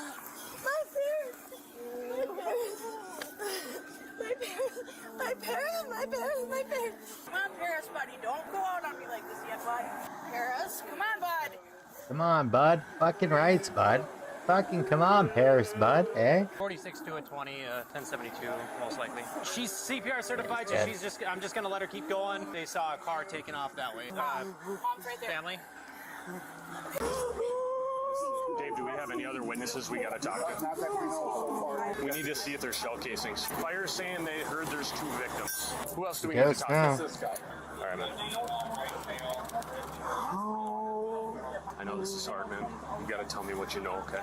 Does he know where the shooting? You gotta talk to me. It was right there. Where was the car? Did they shoot out of the vehicle? Yeah, they shot out the car. Did they shoot from the driver's side? Definitely the driver. Can you tell me what the driver looked like? Black male. He had like a t-shirt on, I think. What color? I don't know. Can you go over there, Dan? There's shell casings and just stand by it. What was he? 2 black males. So did the front passenger shoot? The driver Yeah, shot. typical shootings, man. I Two seen the black gun males. point out the car. So there was only 2 black males. That's Yes. it. Have you ever seen these guys before? Yes, I think this is Brandon and Sanusi. So which house were you staying in here? Over there at his house. Whose house? Paris. At Paris's house? No. How did Paris get here? I don't know. So you were with Paris when this happened? Yes. Why were you guys walking up here? Did you know they were coming here? Even around Jackson's fucking criminal with reputation. guns. At 20 years old, he has convictions for second-degree block. aiding and abetting burglary, disorderly conduct, first-degree aggravated robbery, and threats of violence. How did he tell you that? He was on his phone. He was here too. He was here. Did he see anything? Yeah, we were all here. Where did Jackson go? They spun off. Jackson was in a vehicle? Yeah, they took off. So he was in a different vehicle, not with those guys. So when Jackson told you that they were coming, were you going to try to fight these dudes, or what was the intent of you guys coming down here? No, we was walking down and, I don't know, saying what's up and... Knowing you have beef? Yeah. Okay. Did you see the handgun? Yeah, definitely seen that. What color was it? It was gray. Are you good being here, dude? I don't know. So you got a good look at the vehicle, right, McGeezy? Yeah. What is it? Do you know the make? No, I have no clue. Have you seen that vehicle before? Yeah, a lot of times. Yeah. A lot of times. How do you know that vehicle? Brandon and Sanusi. You've seen those 2 in it before? Yeah. At this time, officers are unaware that the driver of the suspect vehicle, Sanusi Tamsir Bangura, enters a nearby convenience store just 27 minutes after the shooting, still at large. Just a couple minutes later, he leaves the store. Notably, he appears to be holding his cell phone, which will later turn out to be a key piece of evidence. How do you know Brandon and Sanusi? I'm not really that acquainted with them. Fucking terrorists come from the other side of the fucking world and Those just are the rain guys you fucking got hell beef over with? Is the fucking beef with countries, you man. or with Paris? No. Is this Jackson? Like, if you come from the fucking Middle East and you go to America or Canada and you fucking start shooting people and shit like that, you should get the fucking death penalty right away. You shouldn't get a fucking trial. You should get the death penalty right away. That's fucking terrorism. Yeah. It's because it's a lot better living in an American jail than living in fucking India or living in fucking Pakistan or living in fucking Iraq. It's a lot better living in an American prison than living in a fucking mansion in Iraq or Saudi Arabia or Afghanistan or Pakistan. That's why they do this shit. To be in a black PC. Was he in a black Acura? Yeah. Was he driving it? Yeah, he was driving. Was it Caleb that also got shot? Always somebody fucking else that got Muslims, shot at the man. hospital? At this moment, officers move to arrest Fucking Jackson terrorists, Morales. man. Jackson is currently at the hospital, having just transported Caleb Reinald Nemec, who has sustained a gunshot wound. Caleb was shot during the incident and was one of the individuals who called 911 from the beginning of the video. Although he is not one of the shooters, Jackson's involvement in this criminal nexus makes him an immediate person of interest, leading to his detainment pending investigation. Jackson and Caleb drove to the hospital with the final witness and victim, Ojima O.G. Curry. Unbeknownst to officers, O.G. drove away from the hospital with the black Acura, his whereabouts unknown at the time. So far, officers have a general idea of what happened, but are not yet aware footage of the incident exists, footage that will later be presented during multiple jury trials. Why am I being detained? We're going to explain it to you. So just listen, we have at least 1, maybe 2 people that were shot, okay? So you are being detained so we can make sure you don't have a weapon on you. I know, okay? but can you quit holding me like that, though? You scaring me, bro. I ain't gonna lie. And then we'll take the handcuffs off and we'll have a conversation, all right? You know why you're being detained. I'm the one who brought that nigga that shot to the hospital, bro. What the f? That's my brother, bro. Okay, come Got here. me f***ed up, gang. Okay, I need you to just calm down. No, y'all acting like I'm the criminal here. Calm bro. down, Karen. You're wearing a purse. Calm down, sweetheart. Look, I'm listening listening. I get that, but you don't need to come up and be rough with me, bro. I'm just here trying to save I'm my down, homie's Karen. life, dog. We don't know you, we don't know your involvement, and we don't know if you have a weapon on you. Okay. We're trying to keep everybody safe in here, okay? Alright. So, like this thing right here. My knife? Right. My knife, yeah. Right. That's all so I think you know as well as I do, people that carry these bags sometimes have guns in them. I get that, but that's kind of stereotypical and racist, too. It has nothing to do with No, it's not, dude. Those are girls' purses, dude. Would you stop yelling at me, please? Would you stop being a to me, please? My homie just got shot, bro. Exactly, and that's exactly why we make these assumptions. Right, because I shot my own homie. You're a guy wearing a fucking purse, I told dude. you there may be 1 or 2 people that have been shot. Yeah, I know. My other homie. You shouldn't be wearing a purse. You're a guy, dude. It's suspicious. The road in Lincoln Park, bro. Okay, all right. Do you have a spot we can go to talk to him? My homie just got killed in front of my face, bro. Sorry, bro. To recap the narrative, 2 suspects, Brandon and Sanusi, are accused of firing at a group of 5 individuals: Jackson, McGeezy, Paris, Caleb, and Ogima. Paris and Caleb were the only 2 struck by gunfire. Paris was struck in the head, and Caleb through his hips. Immediately after the shooting, Brandon and Sanusi fled. Then Jackson, Ogima, and Caleb jumped in a black Acura to get Caleb to the hospital. McGeezy stayed on the scene with Paris, who appears deceased. Currently, officers do not know suspects Sanusi and Brandon's whereabouts. So it was you and Paris that walked out of this house here?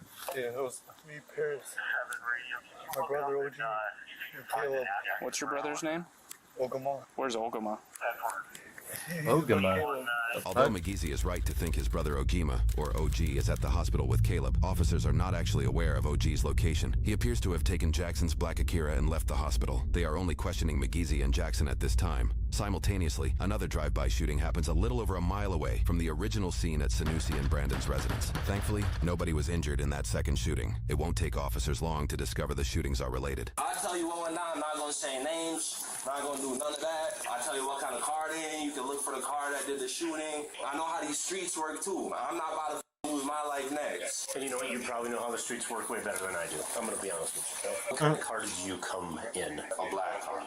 What kind is it? Why do that matter? Well, I have it on the video anyways. I know it's a black car. Okay, is it an Acura? You know what it is. Is it an Acura? I'm not going into detail. I don't need to, man. Jackson is largely hesitant to give information to the police, but McGeezy is able to step up and help officers in their path to justice. You were thinking they wanted to fight you guys? He hopped out. He's like, "You guys want to fight?" Who hopped out? The one on the left. He got out of a passenger seat? Yeah. We walked up slowly, and he hopped back in the car. It was like, "What's up? You guys don't want to fight?" And then. So you guys were walking towards the car. Yeah. Were they both in the car at that point? Yeah. And then what happened? He pulled out, he just started shooting the driver. Where were you guys when he was shooting? He was right in front of the white car. So you were in the street? Yeah, I was at the back of the group. Where was Paris?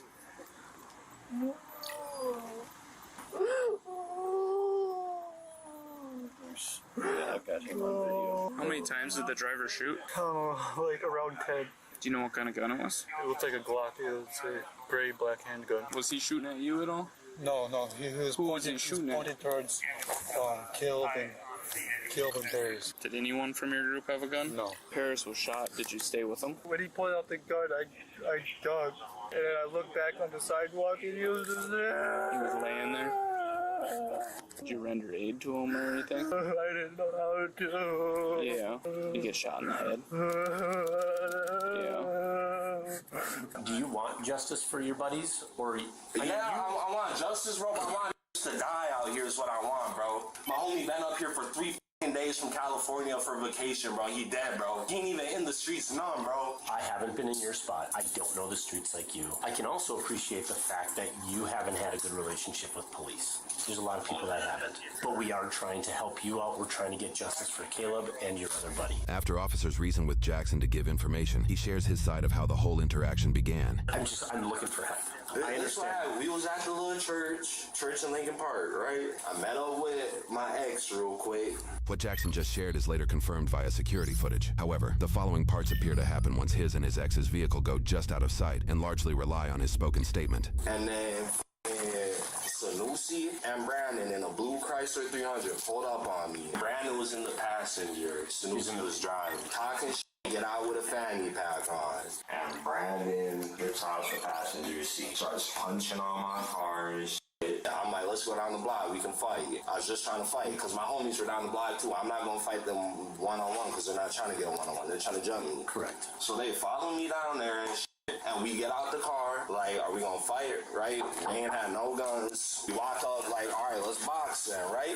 And then they're calling out the window, all right, you trying to box? I'm like, yeah, we're trying to box. You don't see us with no guns, right? We trying to box. And we get up to their car, and they're just talking shit and sitting there. They don't come out the car. So my homie punched him through the open window because he wouldn't get out, and they was trying to talk about they was trying to fight. So they pulled off and just started blowing shots. We all ducked and shit, and like got on the ground, jumped, ran, and then we looked back and my other homie had a bullet through his head. Did you see the gun? Well, no, I didn't see the gun. I get you might not want to be honest with me, but honesty is what I really need in this. Did you contact At any point, did you guys have any guns? No, all I had on me was that knife y'all found. And I'm like, man, if y'all ain't trying to get out the car and box me, y'all gonna follow me, I'll just pop your tiger.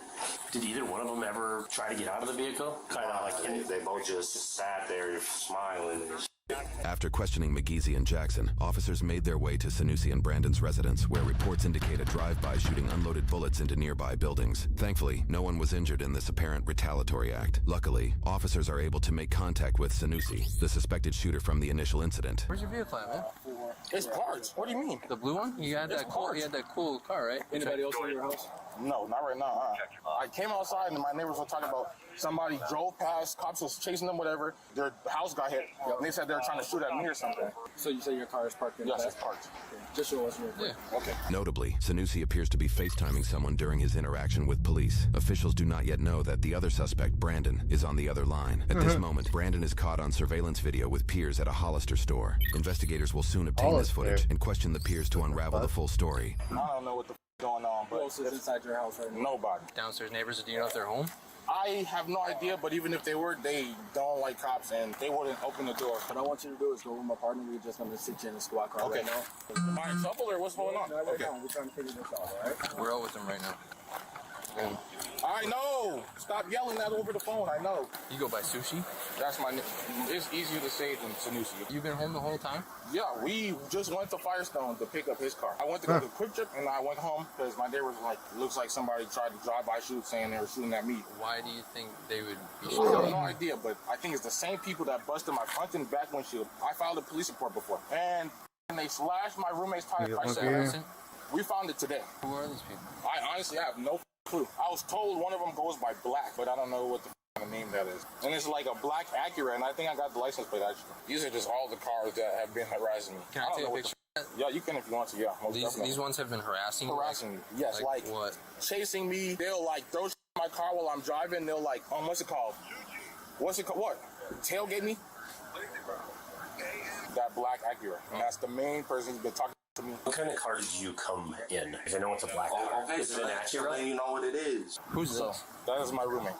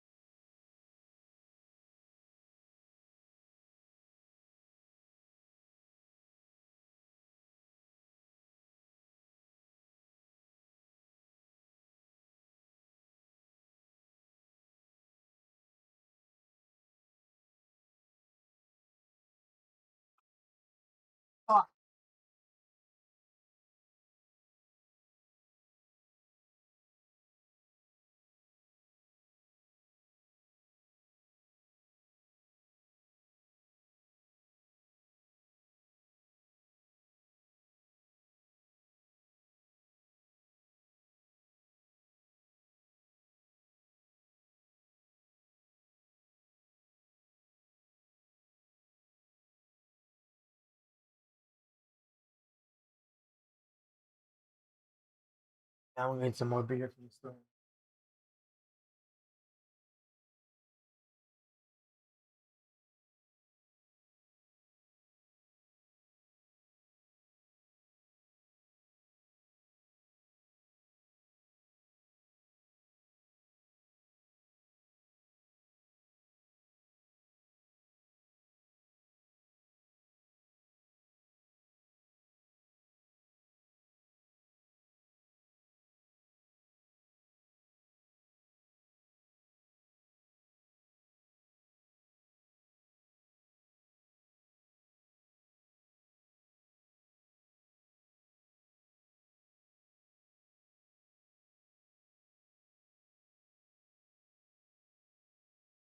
Sunglasses.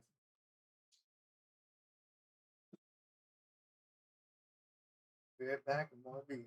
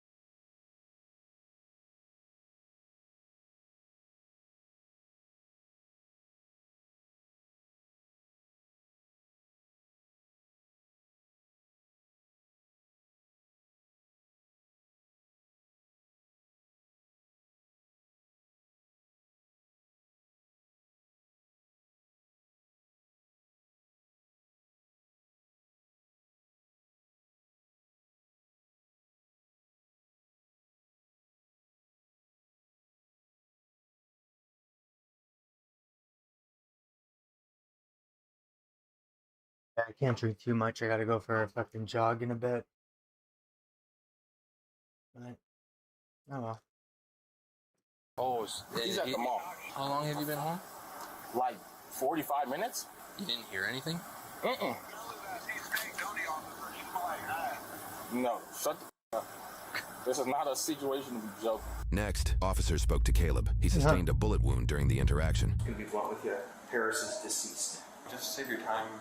I'm not gonna say no more. We're just trying to get the truth of what happened here. What I know is Jackson has been getting harassed by a couple of males. Oh, it's going on for years. Yeah. If I say something, then it gets out. That's my life in front of me. How come? It's how it is in the group. Somebody lost a son today, man. That's pretty horrible. Yes, I know. So there's a time to be a man, stand up for yourself, stick up for your buddy that can't stick up for himself. This is it. But I'm not gonna play that guilt trip. It's not a guilt trip. I know what I gotta do, dog. Investigators brought Sanusi in for a deeper questioning. Meanwhile, officials worked to try and locate the passenger suspect, Brandon, who was last known to be traveling with peers at a nearby mall. They're all wearing fucking purses in a fucking mall. With the truth. I know there's beef. But I don't think I wouldn't consider it beef, because for something to be beef, you would have to like try and fight me. That was gonna happen. Oh, the bullshit. That was gonna happen today? Yeah. Well, It has to do with girls. it has to do with girls. It has to do with girls? Come on, man. That's what the f is about? It has to do with girls. What do you think it's about? I have no clue. Court transcripts and charges in a separate case reveal the apparent reasoning behind Jackson and his group's desire to fight Sanusi. Court documents reveal allegations that Sanusi coerced an underage girl to send him inappropriate images using Snapchat, with threats to send those images to her parents if she didn't come to his residence. This abuse allegedly lasted for several months. Eventually, he filmed sexual acts and posted them online, creating the beef between Jackson's group and Sanusi. This is part of the information that officers are aware of in this moment. While there are charges for one individual victim regarding these acts, court transcripts indicate Sanusi may have been repeating this behavior with multiple girls. He kept saying shit, and I was like, where's the proof of that? Didn't show me proof. Perfect. And I was like, nah, I can go about my life regularly. And then he was like, call me. And I was like, well, I'm right here. If you want to fight me, you might as well fight me. Is this Caleb? No. Who's it? This is Black. What's Black look like? Like a bug. It's the dude that walked past. Investigators are also questioning Jackson or Black simultaneously. You're not in custody. I'm willing to talk to you, but I'm gonna watch what I say, because I'm not trying to be the next one with a bullet through my face like my homie. What's this beef about? You know, my brother's sister. So I screenshot it all, exposed them. Oh, okay. And he didn't like that. You raped your brother's sister? What the fuck is your sister? Your brother's sister is your sister. And I'll be honest, it's sad for me to sit across the table from people and have to hear disappointment in how the system's working. I didn't get in this job to not help. That's why I'm here, is I'm trying to help. Were you in the car today? Yes. Who was in the car with you? Brandon was. Brandon's tire got slashed or popped yesterday or today. We took his tire up to fire. Besides that, I went to Quick Trip because I needed gas. And after that, I went back home. You said he's your roommate? Yeah. You guys are living together? Is he there right now? Last I talked to him, he was at the mall. So when you start lying to me is when I don't want to ask you any more questions. I want to know what the hell happened today. Bro, I don't how there's people at the hospital. I seen on your Facebook page a shooting in Lincoln Park, 2500 block. That's how I know about it. What if your car was there? Well, there's multiple cars that look like mine, but now your license plate. Is there going to be anything in your car that I'm going to find that's going to make you think that shouldn't be? I say shouldn't be because I hate that answer. A lot of people are in my car all the time, so. A lot of people are in your car. Do you know who shot at the house, man? The neighbor said it was a black car that zoomed past and was shooting shots. So it would have to be an Acura. Why would it have to be an Acura? Because that's the same car that I seen around like weeks or whatever. Who drives that? Black, yeah, it would have to be him. So you think that it was Black I think so, yeah. in an Acura, In an Acura. that shot at your house today? I believe so. What would compel him to do that in broad daylight, Me calling him in the middle of a Wednesday? Me calling him I guess. When you get to the hospital, you said your buddy took off. Who was that? OG so did he come with you, or did he drive? You drove to the hospital, you said. And then you stay with Caleb? Okay, and then OG takes off. Yeah. We know a whole lot more than you think we know. We want your side of why that happened. Bro, I don't know. And then now you wanted to fight too. They pulled up on me, followed me, talking about they wanted to fight. Right. And they're going to go and shoot. Over something that is kind of small in the grand scheme of things. Can I just cut to the chase? Yeah, let's do it. Okay. I think you pulled up with Brandon in the car you drove. I think some words are exchanged. Fight does not happen. And Caleb ends up punching Brandon in the face. Punch Brandon in the face? Yep. And then as you pull away, Brandon caps off a bunch of shots. What you don't know is he hit a few people. And he may have killed somebody. Possible murder. He's scared of fighting. I think someone we both know gets into a black Acura and goes and shoots up your house in retaliation. That's some crazy. And someone might be dead. Damn. Unfortunately, someone got killed. Okay. Someone got killed? For sure, someone got killed. Someone got killed. Paris, how do you know him? Are you just friends, or? Well, he been friends with Caleb since they was like young. And he just moved back. It's sad, bro. Like, he ain't even in the streets. Paris is a good-ass little kid, bro. And he just got back from California. From his job, he's up here for vacation for a month, been up here for like 3 days. Okay. We have 5 Yeah, people. reunited with the shot. fucking 3 of them friends. put you and your vehicle there, as well as Brandon. Why would they make that up? And then why would your house get shot up 10 minutes after? I don't know. That's not the truth? That's what you're telling us? So I'm telling you, it's not the truth. These are the same people that busted my windshield. Right? Why'd you call Brandon? He's my roommate. Somebody shot at the house. Did you call the police? No. Why not? Because I don't. There's 2 different cameras in that neighborhood that captured the shooting. So if it puts your car there, What are we gonna do about that? Cameras don't lie, right? Shut up, his own hell. I'm not gonna be talking to you tomorrow after I watch the video and saying, Sanusi, what the hell? No. My word, honest to God, on my mother's grave, no one had a gun. I'm sure there's at least one camera on that block that picks something up, and you'll see none of us shot. We all walked up with our hands up trying to fight. So kind of like a drive-by. Yeah. Outside. Yeah, especially right outside of daycare. What's the word? What y'all trying to do? Y'all trying to box or what? We trying to box. Come on. Come on. Come on. You want to fight? Come We on. trying to box, yeah. Come over here, boy. Come over here, gang. What? Come box. What's to it, bro? You in the car, we out. Man, I'm always back. Step out, gang. Step out, gang. Y'all know what it is. Scared as hell. Y'all know what it is with us. Hey, y'all can get out. Y'all want your tire spot, bro. Pop him. Oh, serious, man. Call an ambulance. Call an ambulance. Call an ambulance. Well, they tried to fight Officers him, but have they're strong too evidence scared. that So they Sanusi ran fired his fucking weapon. shot However, them. no clear angle shows the extent of Brandon's involvement. The question now becomes, was Brandon armed, and did he also fire a weapon? That question will soon be answered by a key piece of footage. But first, officers located Brandon at his peer's house that same night, where they apprehended him and brought the others in for questioning. To protect their identity, we've opted to use false names and blur the faces of the uninvolved peers. They start with interrogating the male peer, John. Investigators understand that Brandon met with John and others after the shooting. John begins by sharing he was hanging out with Brittany and Heather at the mall. He then speaks about his friendship with behind Brandon, them one of the shooting suspected shooters. Or Hollister. Or Hollister. Every single day. Like we're best friends. We went to the mall today. All four of you? Yeah. He didn't say anything about what happened today. No, when you guys pulled up, I was surprised. Like I didn't know what the hell was going on. He's being accused of shooting at someone today. How is he acting? I don't know. He seemed kind of nervous. You know if he's got any beef with anybody? I mean, we're grown. But I know. You know what his roommate's name was? Sushi. Did Brandon say anything about Sushi today?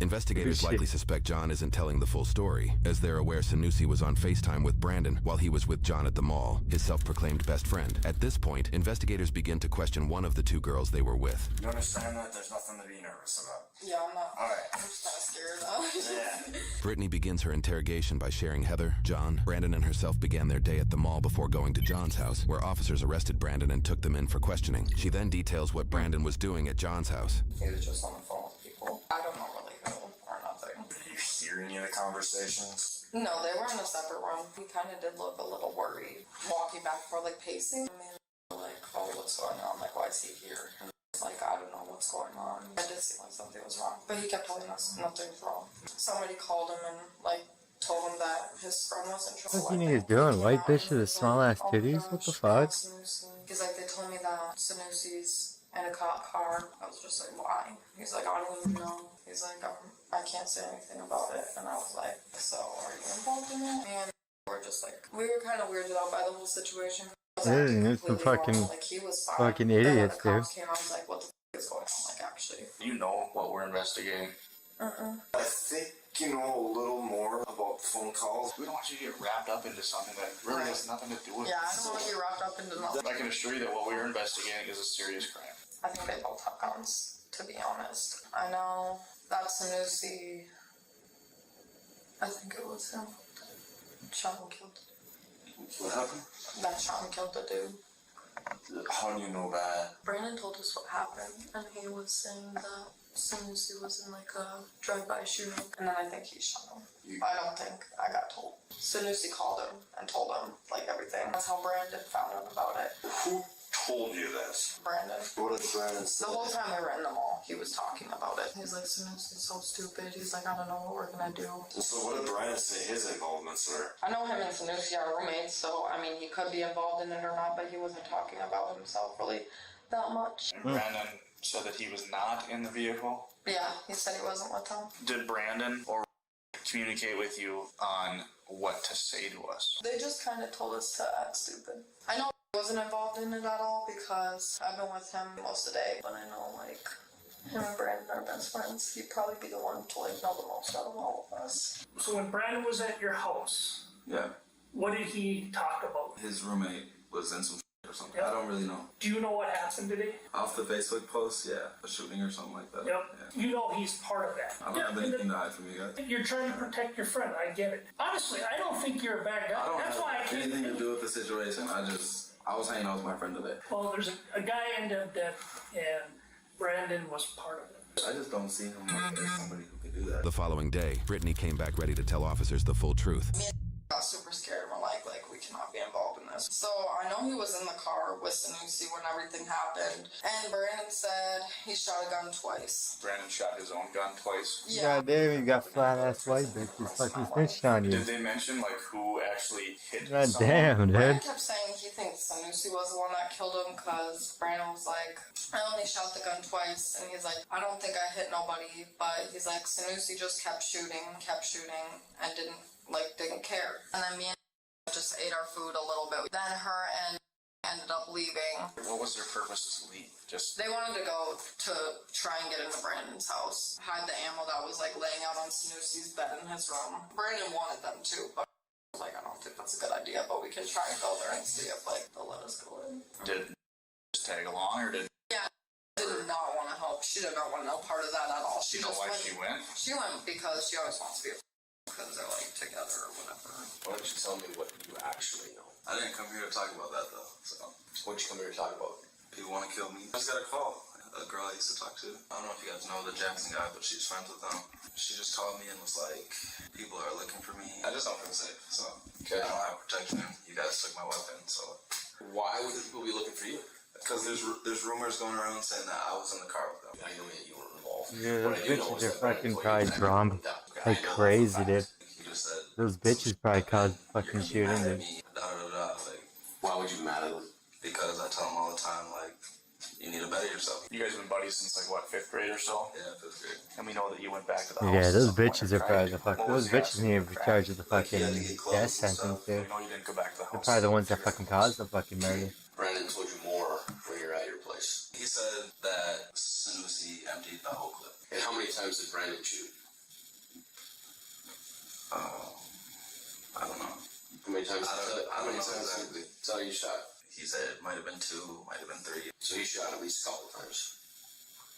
Yeah, And so. where did he tell you they ditched the guns? He didn't tell me anything about the guns. He didn't even want to come out. I was like, I'm not going out there and telling them that you're not here. Like, I don't know what you're thinking. I'm not doing that. Well, it seems like you're trying to do good and trying to help. You understand you're doing the right thing now, right?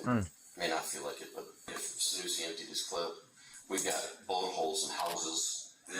Your damn sister's house is Yeah, I know. Like, your damn sister could be dead right now. I called her right away once I found out about that. He did say Sanusi shot first. So yes, Paris Allen, he's 19 years old. He did die. 19, bro? 19. Damn, 19, bro. You know? You didn't know Paris at all? Nah, but just the light being took does not sit with me. Well, you're the one that took his Tell life, us you anything fucking more idiot. about that day? The hood of Black's car got smacked, and then he tried to run over my passenger. And I was told to follow him. They came up to the car. One of the dudes had his hand behind his back, and I was like, what the f*** do you might have his hand behind his back for? And I wanted to go back up again, and I was told, no, don't go nowhere. And then after that, just adrenaline started pumping. I sped off. Was Brandon the one telling you to do these things? As far as follow him, stop here, all the things that you said I was told to? Was that Brandon? Did you see them have a gun? He just snitched on his friend saying his friend's a leader. What the fuck? And then one of their friends had like one hand in front of them and one hand like this. Like they were like obviously trying to conceal something. So then he punches you, and what do you do? And then I just pull off. Just pull off on him. Who fired those shots? Honestly, I have no idea. It could have came from in the car, it could have came from out of the car. There's video of the incident. Lying isn't gonna look good. Whatever I say wouldn't get me out of the situation either. So. It's not gonna get you out of the situation, but it's gonna show that you have remorse and that you're sorry for what happened. But remorse won't even less than either. It can. The video shows you firing a gun out your window, man. The intent was to scare them away from my car. Did Brandon fire a gun? No general, I wouldn't know. We did a search warrant at your house. He's got ammunition and a holster in his bedroom. Before you even saw Black, you guys were driving to Firestone. Where was the gun? In the car. The door pocket. door pocket, driver door pocket? I'm gonna say that's where I would want to keep it. That's just where it was on Wednesday. I guess the obvious question is, why didn't you bring it? Because I had been harassed. I had been followed. So what did you do with the gun after all this? Who has it? Because I want to make sure that some little kid walking down the street doesn't find a gun in the bushes that might still have ammo in it. I don't remember. And then as you're driving, are you still shooting? What's the other thing to him? Cruise otherwise. Now he's gonna do a fight and fucking shoot them. So we searched your car. We found some bullet casings in there. There's a rubber glove that contains shell casings. What is that from? That is for me picking up casings and putting them in the glove and putting them right down. Do you know Caleb ended up getting shot? No. So you never met that Paris kid? I don't think so. Those guys ever pulled guns on you before? I think so. I know for a fact that shouldn't be there. I know 100%. Tell you that the video doesn't show that. It doesn't? No. You think it's reasonable you could have just driven away? That was the plan initially, to just back up. And should just stay at that day. Don't beat yourself up on the what ifs, right? It's kind of hard. I know, man. That is not okay. It's kind of hard to not think about what ifs if somebody is dead. Yeah. Damn, 3 hours, still 0 viewers. Holy. What the fuck? It's Saturday. What the fuck? It's the fucking weekend. What the fuck?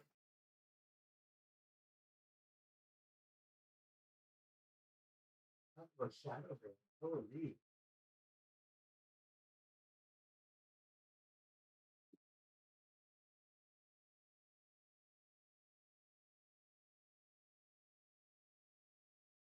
Holy.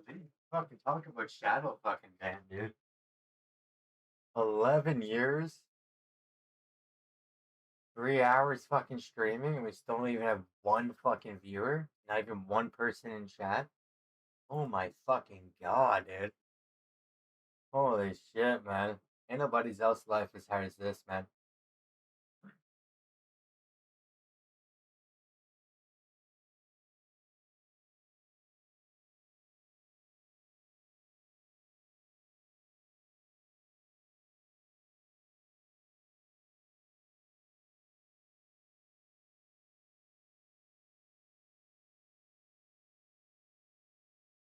What the?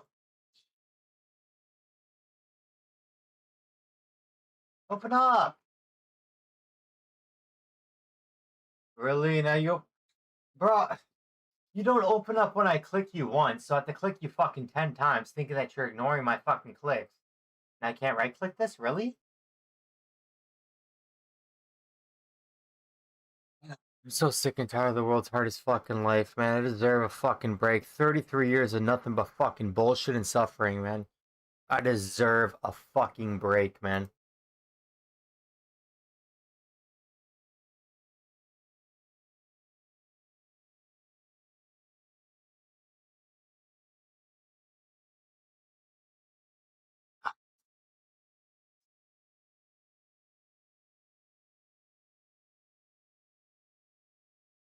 Yeah, now it doesn't work. Okay, cool. Let me find a new video then. Dude, come on. How the fuck are my fingers too big for these fucking small ass keyboards, man? I need a fucking men's keyboard, not a little girl's fucking keyboard. I'm so fucking sick and tired of fucking these little girl fucking keyboards. They're so fucking like I put my finger on one key and it's overlaying like 3 or 4 keys. It's just so fucking dumb. Good now, ladies and gentlemen. Welcome to What the Marketscape. fuck? I didn't click that video. I didn't click this. Bro, this shit's so fucking glitchy, man. Go back!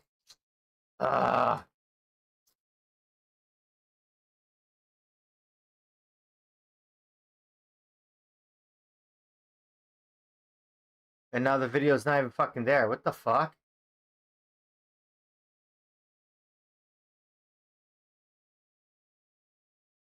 Whatever. Welcome to the world's hardest life. Who are you?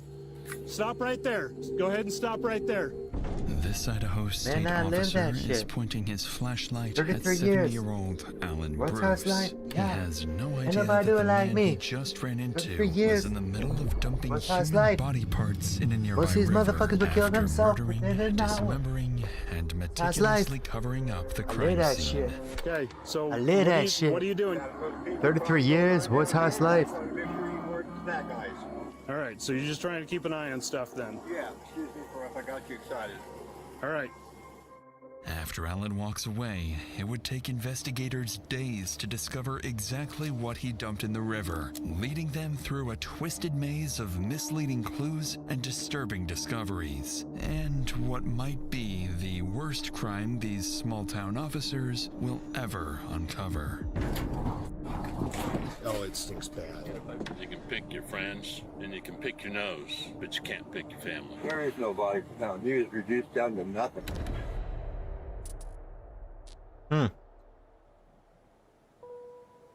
It's a routine late spring in central Idaho. Tucked deep within its mountains sits the remote town of Chalice, a place surrounded on all sides by rugged terrain. That's such and good long manipulation. Saying the following footage have never been seen before, although it has been seen before. Because somebody had to watch this footage before they were to release it to the public.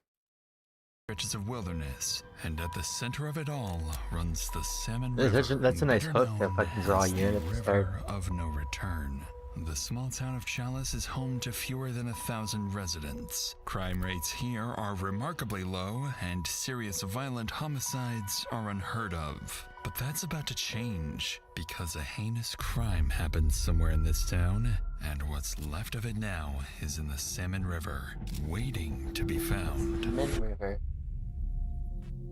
The investigation begins on an early Saturday afternoon, less than a year ago. Bro, where the fuck's when my an elderly bullshit woman phone, walks man? into the local police station to report someone missing. When he's upset, I'm just surprised he hasn't been back to see. That's why I'm concerned. Any farts? Yeah. Do you know what he was wearing last when he left? Pair of boots, Bro, where the blue fuck jeans. is faggot ass phone, dog? Fuck, man. Find two fucking phones that don't fucking work. I can't find the fucking phone that actually does fucking work.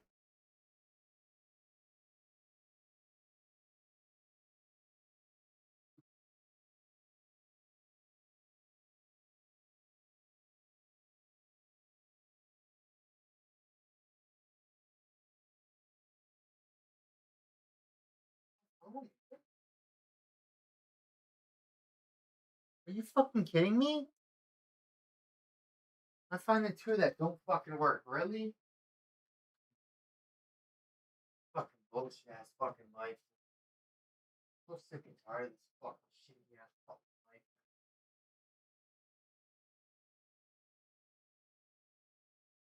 Oh yeah, I'm definitely not making to 35 fucking years, man. I'm not dealing with 35 years of fucking nothing but bullshit every fucking day. Fuck that, man. So now I gotta go to the fucking store and buy a new SIM card for my fucking phone, because I can't find my actual phone that has the actual fucking SIM card in it. I have to use one of my two phones that don't have a fucking SIM card. Fucking bullshit ass fucking life, man. I'm so sick and tired of this shit, man. I'm so sick and tired of having to overpay for fucking basic necessities that everyone else fucking has. Like, I can't wear fucking pants because my dick is too big. It rips right through the fucking pants. I have to wear fucking shorts. I'm sick and tired of this fucking bullshit. Like, everyone else is a fucking extremely fucking easy life, but I'm being punished every fucking second. I'm fucking sick of this shit, man. I'm a fucking snap. Yeah, this fucking phone, man. You little fucking bitch. Fucking kidding me, man? So it's gone? Fucking bullshit, man. Fucking sick of this fucking shitty ass fucking life, man. I think it was a dark t-shirt and baseball cap, and he's got a little pug rider that is with him. Fucking hate the world's hardest fucking life, man. What the fuck? Where's Samsung? Find my phone. What the fuck?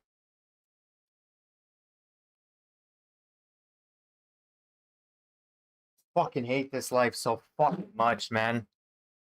It looks like a fucking virus, dude. It doesn't even look fucking real. Fucking hate this fucking life, man. I fucking hate it so fucking much, man. Fuck off! Holy fucking shit, man. I type on my fucking keyboard and my fucking earphones get in my fucking way, so I can't fucking type at all. Like, come the fuck on. Give me a fucking break. Like, why is it when I do one action, I get fucking 10 different fucking bullshits? It's unfair as fuck. It's extremely fucking unfair. Most people wouldn't be able to survive fucking 4 minutes of my fucking life. They'd fucking hang themselves within the fucking first 1 or 2 minutes. I guarantee it. Why the fuck do I have to deal with this much fucking bullshit? Huh?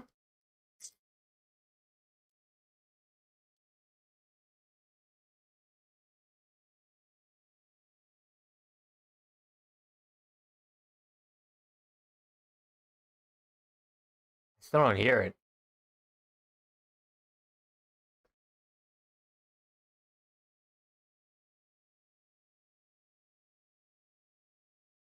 I don't fucking hear it. What?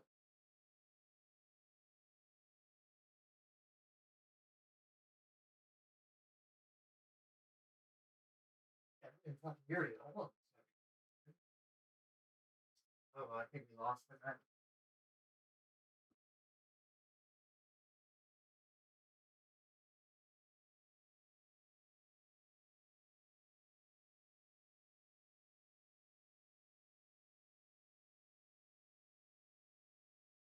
Hear it? Got it.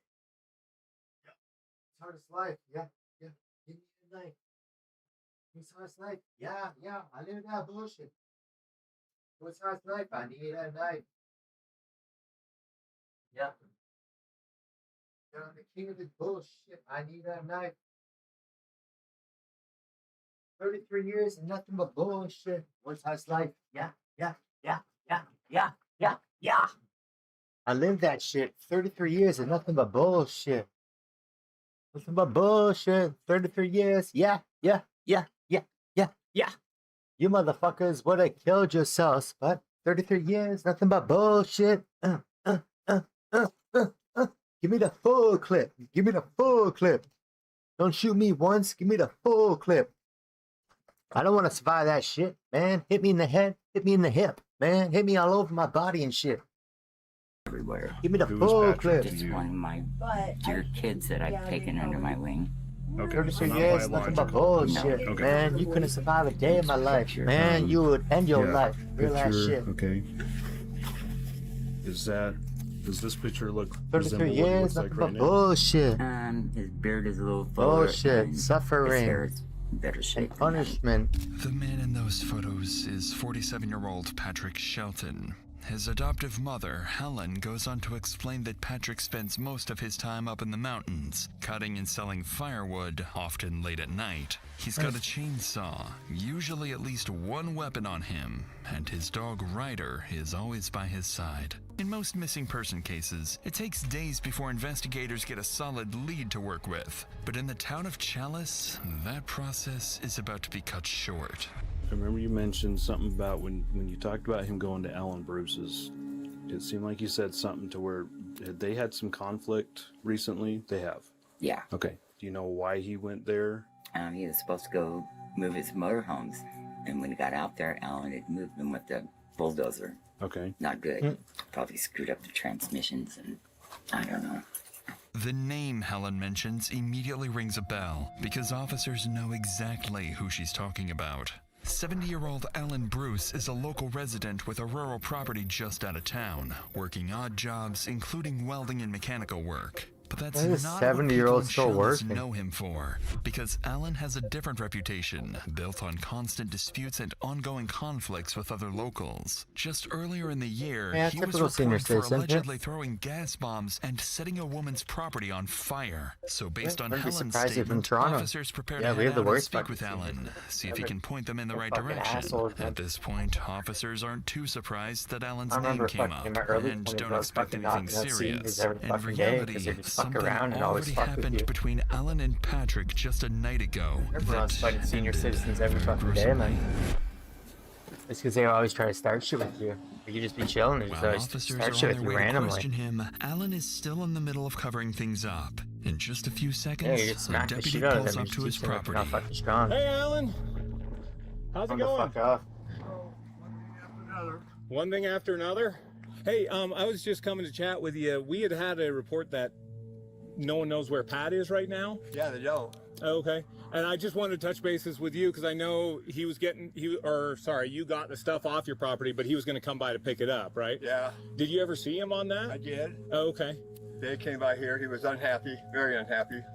Okay, but it was just all kind of verbal argument or something, or he's just, okay. And he went and got his stuff then, or? Well, he still has some stuff here.